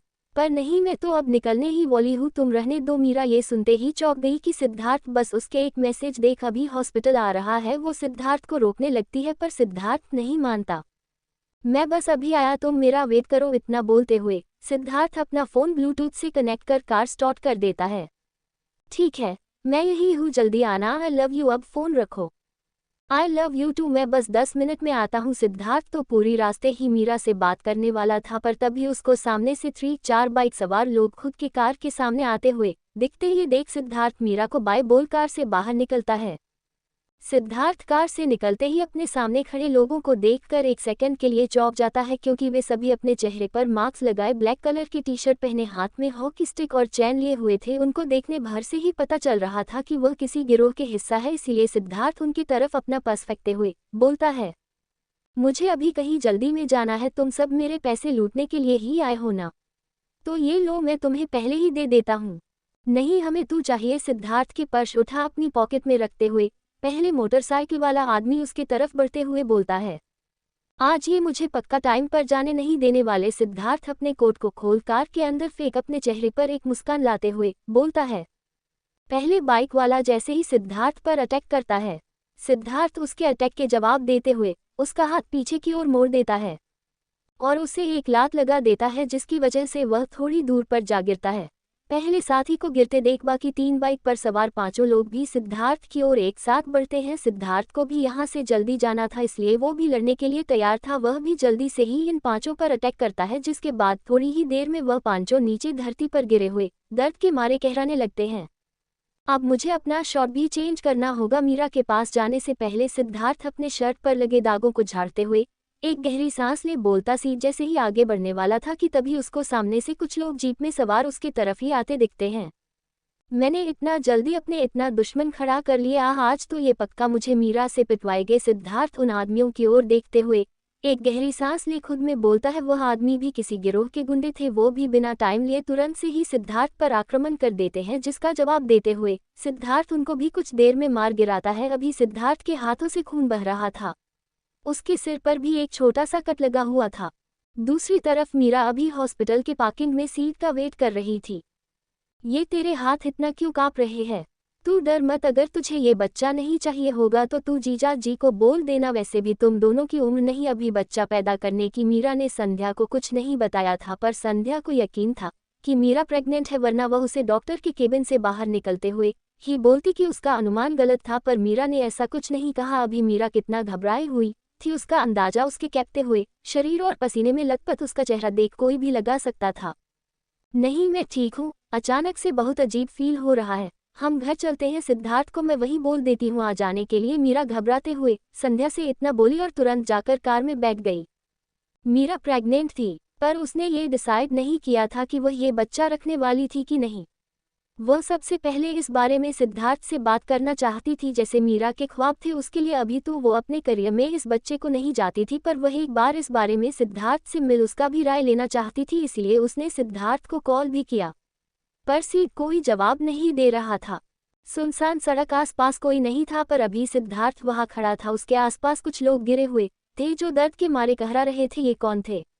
कहाँ से आए थे? किसने भेजा था? सिद्धार्थ को अभी तक इसके बारे में कुछ भी पता नहीं था। वह अभी भी सिद्धार्थ इन सब को इग्नोर कर सबसे पहले मीरा के पास जा उससे मिलना चाहता था, उसके बाद वो इनके बारे में पता लगवा लेगा। यही सोचते हुए सिद्धार्थ ने उन सबको उनके भाषा में ही जल्दी में जवाब दिया। आज पक्का मैं पीटने वाला हूँ। सिद्धार्थ अपने हाथ में पहले घड़ी की और देख खुद में बोल।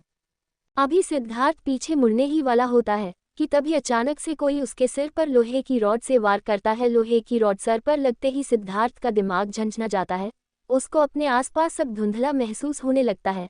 अचानक से उसका व्हाइट शार्क पीछे से रेड होने लगता है। खुद की लड़खड़ाते हुए पैरों को संभालते हुए सिद्धार्थ बहुत मुश्किल से उस इंसान को देखने के लिए पीछे मुड़ता है, तो वह उस इंसान को देखते ही चौंक जाता है। अपने सामने खड़े इंसान को देखने ही सिद्धार्थ के कदम पीछे हो जाते हैं। आखिर क्यों? सिद्धार्थ अपने सिर के पीछे हाथ रखे उस इंसान से लड़खड़ाते हुए आवाज में पूछता है। अभी सिद्धार्थ का चेहरा पूरा लाल हो गया था। उसको अपना सिर फटते हुए महसूस हो रहा था। सॉरी भाई, पर मोम के लिए सामने खड़ा इंसान सिद्धार्थ की बातों का इतना जवाब दे। एक बार उसे देखने के बाद अपने हाथ में लिया रॉड एक बार फिर उसके सिर पर दे मारता है। सिद्धार्थ को पहले बार ही अपना सिर फटते हुए महसूस हो रहा था और इस दूसरे वार से तो सिद्धार्थ के पूरे चेहरे पर खून आ जाता है। वह कुछ बोलते हुए उस इंसान की ओर बढ़ने की कोशिश करता है, पर सिर्फ मीरा बोल वह वहीं लड़खड़ाते हुए धरती पर गिर जाता है। सामने खड़ा वो आदमी जिसने अभी अभी सिद्धार्थ को 2 लोहे की रॉड से मारी थी, वह आगे बढ़ सिद्धार्थ के चेहरे पर एक बार हाथ फेरते हुए उन गुंडों को और देखते हुए तुरंत अपना बाइक स्टार्ट कर वहां से भाग जाता है। एपिसोड 99। सिद्धार्थ ठाकुर इंडस्ट्रीज के मालिक, मीरा राजपूत का हस्बैंड। क्या हुआ, तू इतना बेचैन क्यों दिख रही है? अपनी कार रोक मीरा की ओर देखते हुए पूछती है। हॉस्पिटल से घर जाने के रास्ते में संध्या जब मीरा की ओर देखती है तो वो पाती है कि मीरा घबराई हुई अपने नाखूनों को रगड़े जा रही थी। वह बार बार खिड़की से बाहर तो कभी अंदर देख रही थी। वो बहुत घबराई हुई थी। मुझे नहीं पता, पर शायद मैं इस बच्चे के लिए तैयार नहीं। मुझे अभी से ही इतना डर लग रहा है। मैं ये बच्चा नहीं कर सकती। हाँ तो ठीक है, जीजा जी से बात करके डॉक्टर से 2 दिन बाद की अपॉइंटमेंट ले लेना। संध्या मीरा को ऐसे लड़खड़ाते बोलते देख उसे समझाते हुए बोलती है।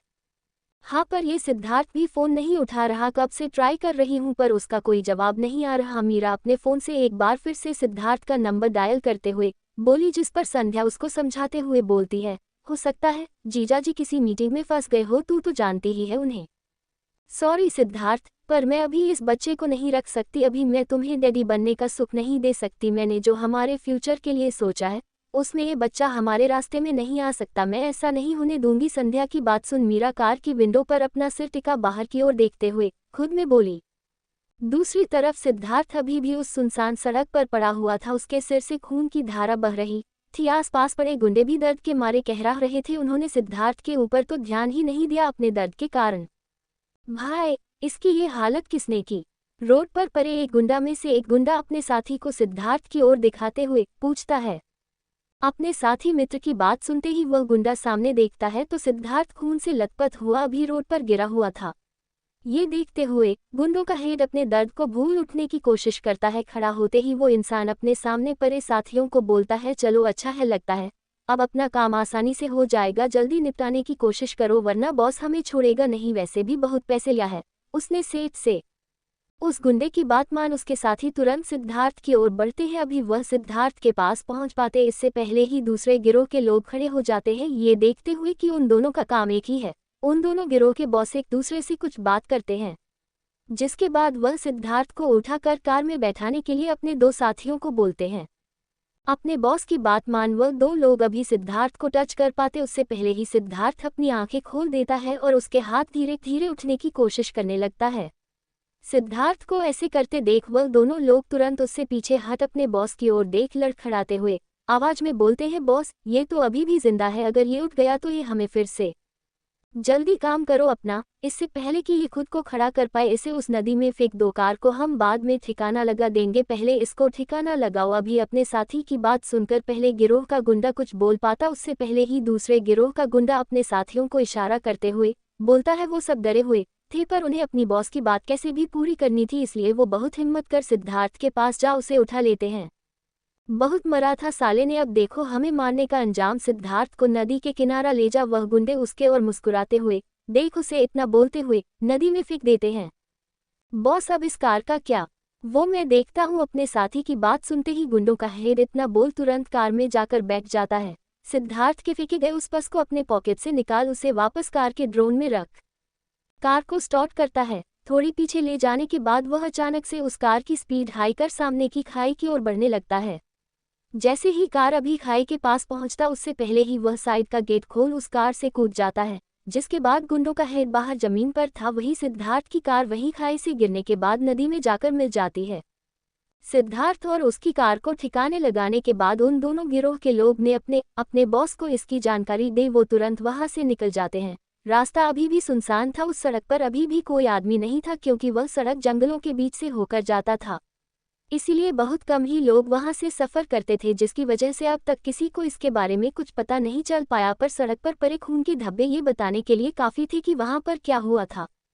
शाम के 7 बजे के करीब मीरा आज अपने ऑफिस नहीं गई थी क्योंकि वह अपने प्रेगनेंसी को लेकर टेंशन में थी। वह पिछले कितनी ही देर से अपने रूम का चक्कर लगाने में लगी हुई थी।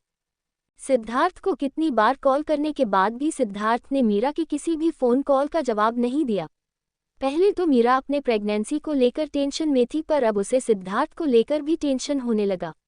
जब मीरा सिद्धार्थ के बारे में पूछने के लिए प्रेम को कॉल करती है तो प्रेम उसे बताता है कि सिद्धार्थ उससे हॉस्पिटल मिलने के लिए कितने ही घंटे पहले निकल चुका है।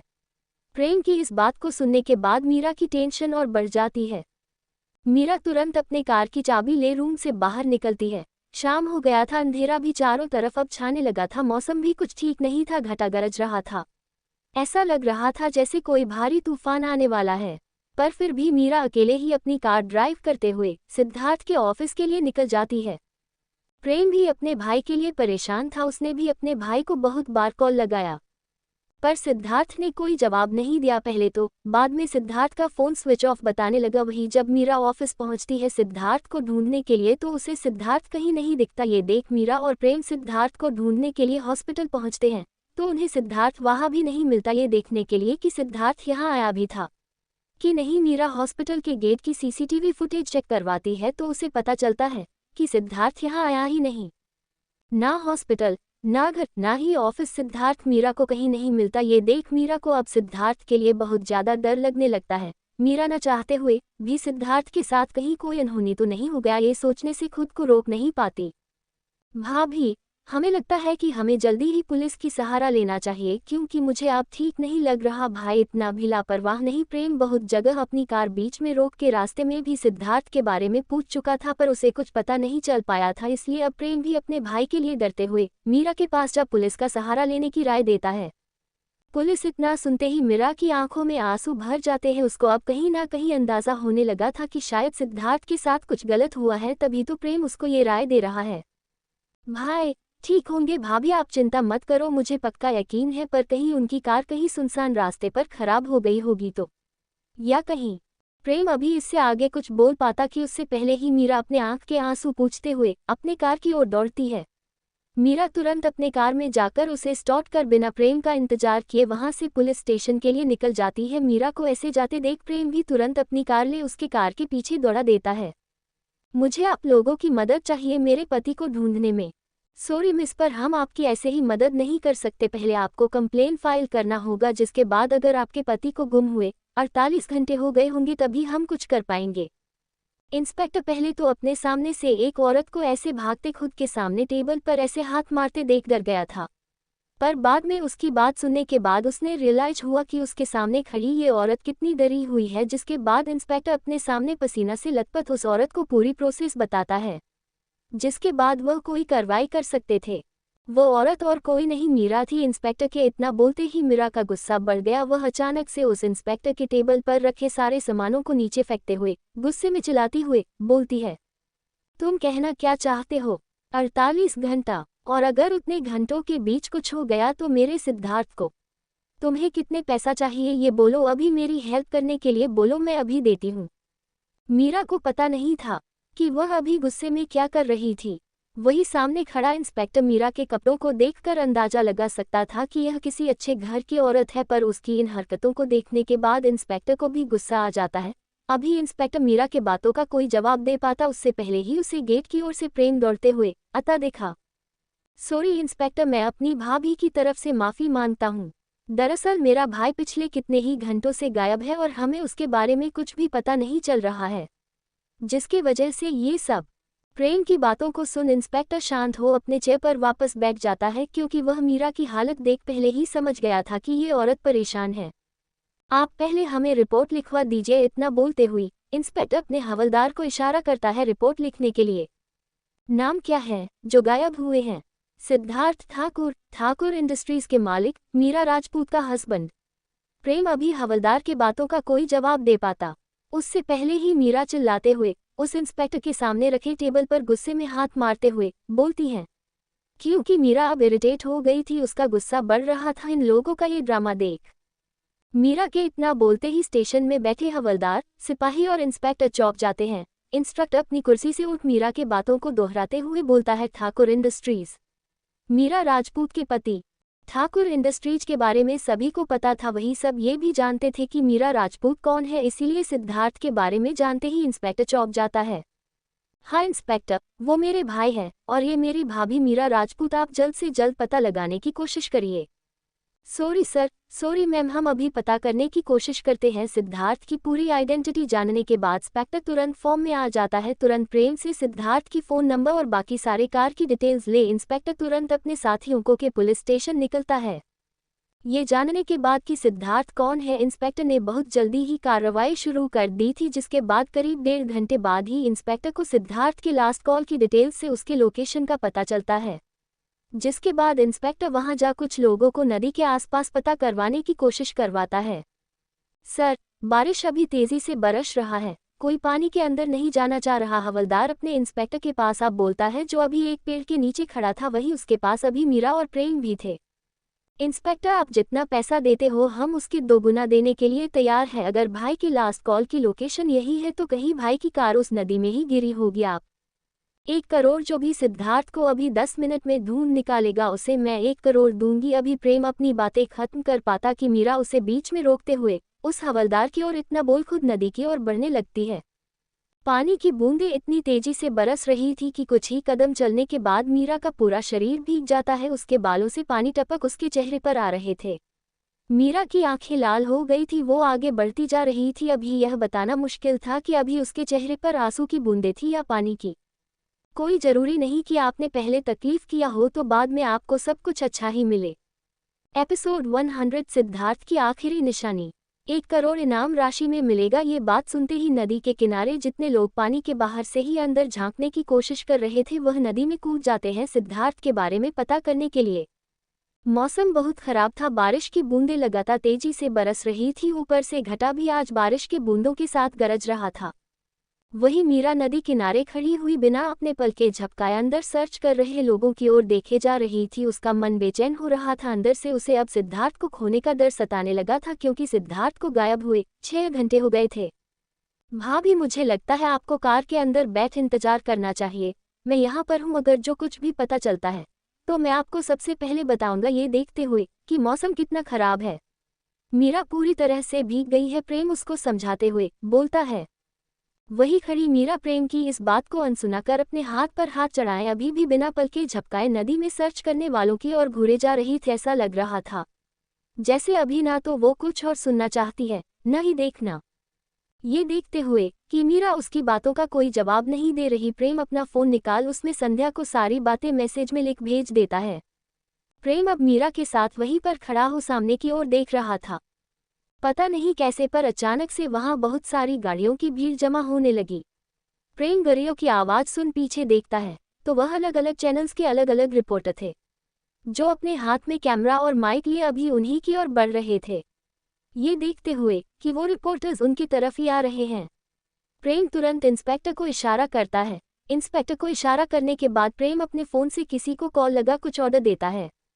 भाभी, मुझे लगता है आपको अभी यहाँ से हट जाना चाहिए, आपको नहीं पता पर अभी यहाँ पीछे रिपोर्टर्स है।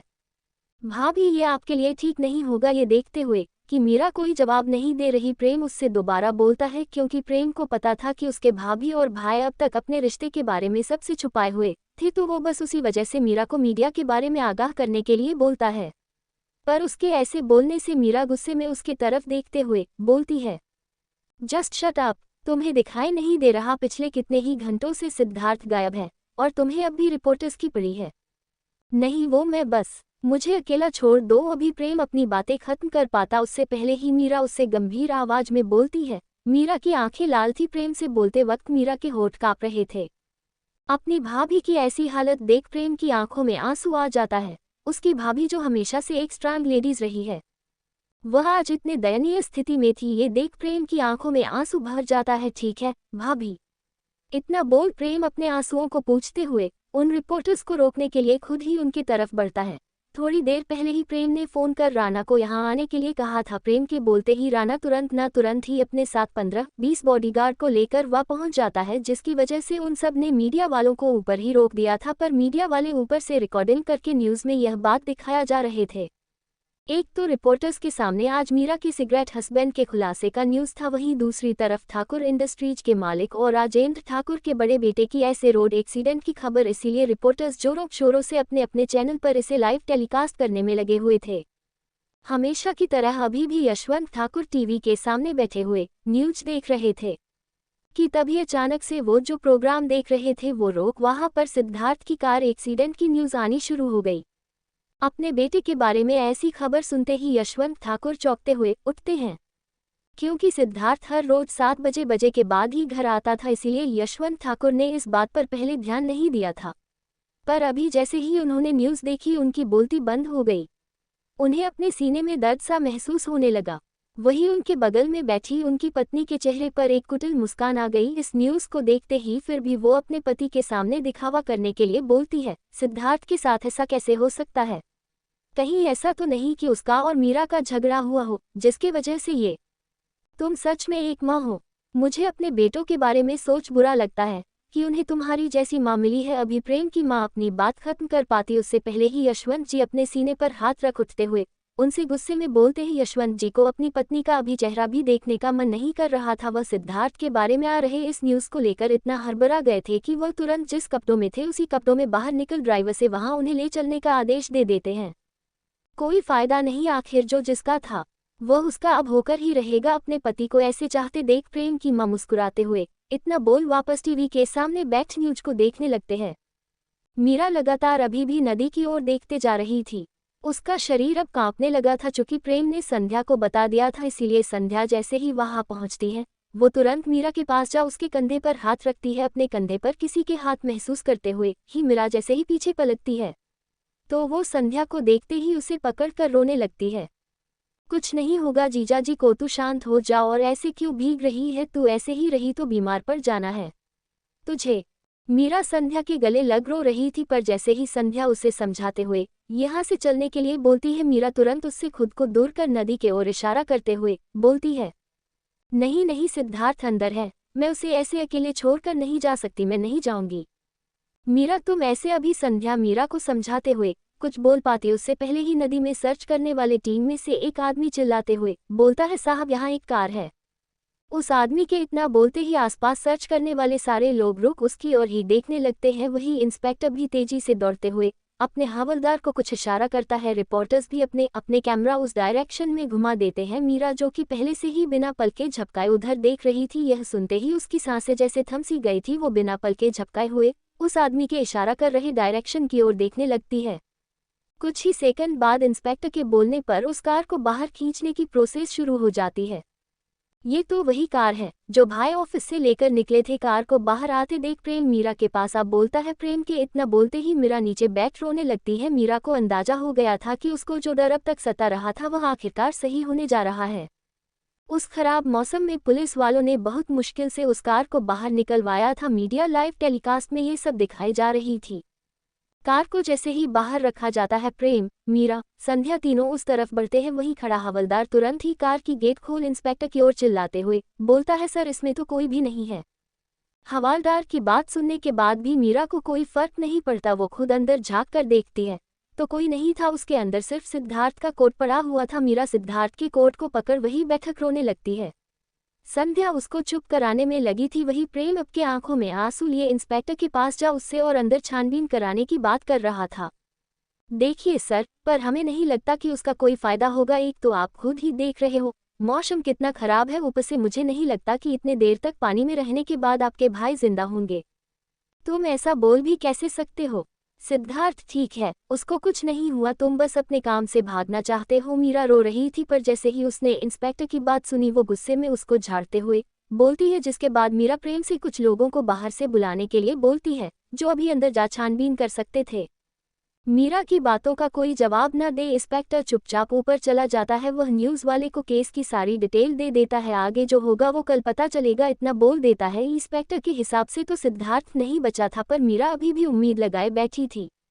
मीरा नीचे बैठे हुए सिद्धार्थ की कोट को पकड़े हुए रोते जा रही थी। मीरा रोते हुए बोलती है, सिद्धार्थ मेरे साथ ऐसा नहीं कर सकता, नहीं, उसने प्रॉमिस किया था, नहीं वो ऐसा नहीं कर सकता। इतना बोलते हुए मीरा ऊपर देख चिल्लाती है, सिद्धार्थ। इसके बाद से मीरा बेहोश हो गई थी। दूसरे दिन करीब दोपहर के समय जैसे ही मीरा की आंखें खुलती है तो वो खुद को हॉस्पिटल के बेड पर पाती है। नहीं, मैं यहाँ कैसे, मुझे सिद्धार्थ के पास जाना होगा, उसे मेरी ज़रूरत है। मीरा जैसी ही उठती है उसे कल शाम वाला सब कुछ ध्यान आने लगता है। मीरा तुरंत हॉस्पिटल के बेड से उठने की कोशिश करते हुए ये बोल आगे बढ़ती है, पर वह जैसे ही अपना पैर आगे बढ़ा पाती उससे पहले ही वह फिर से चक्कर खाकर नीचे गिर जाती है। मीरा को कुछ देर बाद जब होश आता है तो वह खुद के सामने संध्या और कुमार को देखती है। मीरा संध्या की ओर देख रोते हुए बोलती है, मुझे सिद्धार्थ के पास ले चलो। तू अभी उस हालत में नहीं, और वहां जाकर भी क्या करेगी? प्रेम ने कल रात से ही लोगों को लगा रखा है, अब तक जीजा जी का कोई पता नहीं चला। कुमार भी अभी अभी वहीं से आ रहा है, तुझे विश्वास नहीं तो देख। इतना बोलते हुए संध्या मीरा के बेड के सामने लगे टीवी को ऑन कर देती है, जिसमें अभी भी न्यूज वाले लाइव रिपोर्टिंग कर रहे थे। उस जगह से जिसमें अभी प्रेम अपने पिता के बगल में खड़ा था, वही उसके पिता एक पेड़ से टिक कर बैठे हुए सामने देख रहे थे। वही नदी में अभी 20-25 लोग सिद्धार्थ को ढूंढने की कोशिश कर रहे थे। तू कहना क्या चाहती है? ऐसा कुछ नहीं हुआ सिद्धार्थ, ठीक है, मैं जाऊंगी। इतना बोलते हुए मीरा दोबारा उठने की कोशिश करती है, पर इस बार भी वो लड़खड़ाने लगती है, पर इस बार वो नीचे गिर पाती उससे पहले संध्या उसको बचा लेती है। अगर जो तू खुद को नुकसान पहुंचाना चाहती है तो ठीक है, पर कम से कम सिद्धार्थ की आखिरी निशानी को तो बचा ले। मीरा को बिस्तर पर वापस बैठाते हुए संध्या उसके पेट पर हाथ रखते हुए बोलती है, सिद्धार्थ की आखिरी निशानी। मीरा अपने पेट पर हाथ रखते हुए इतना बोल संध्या को पकड़ रोने लगती है।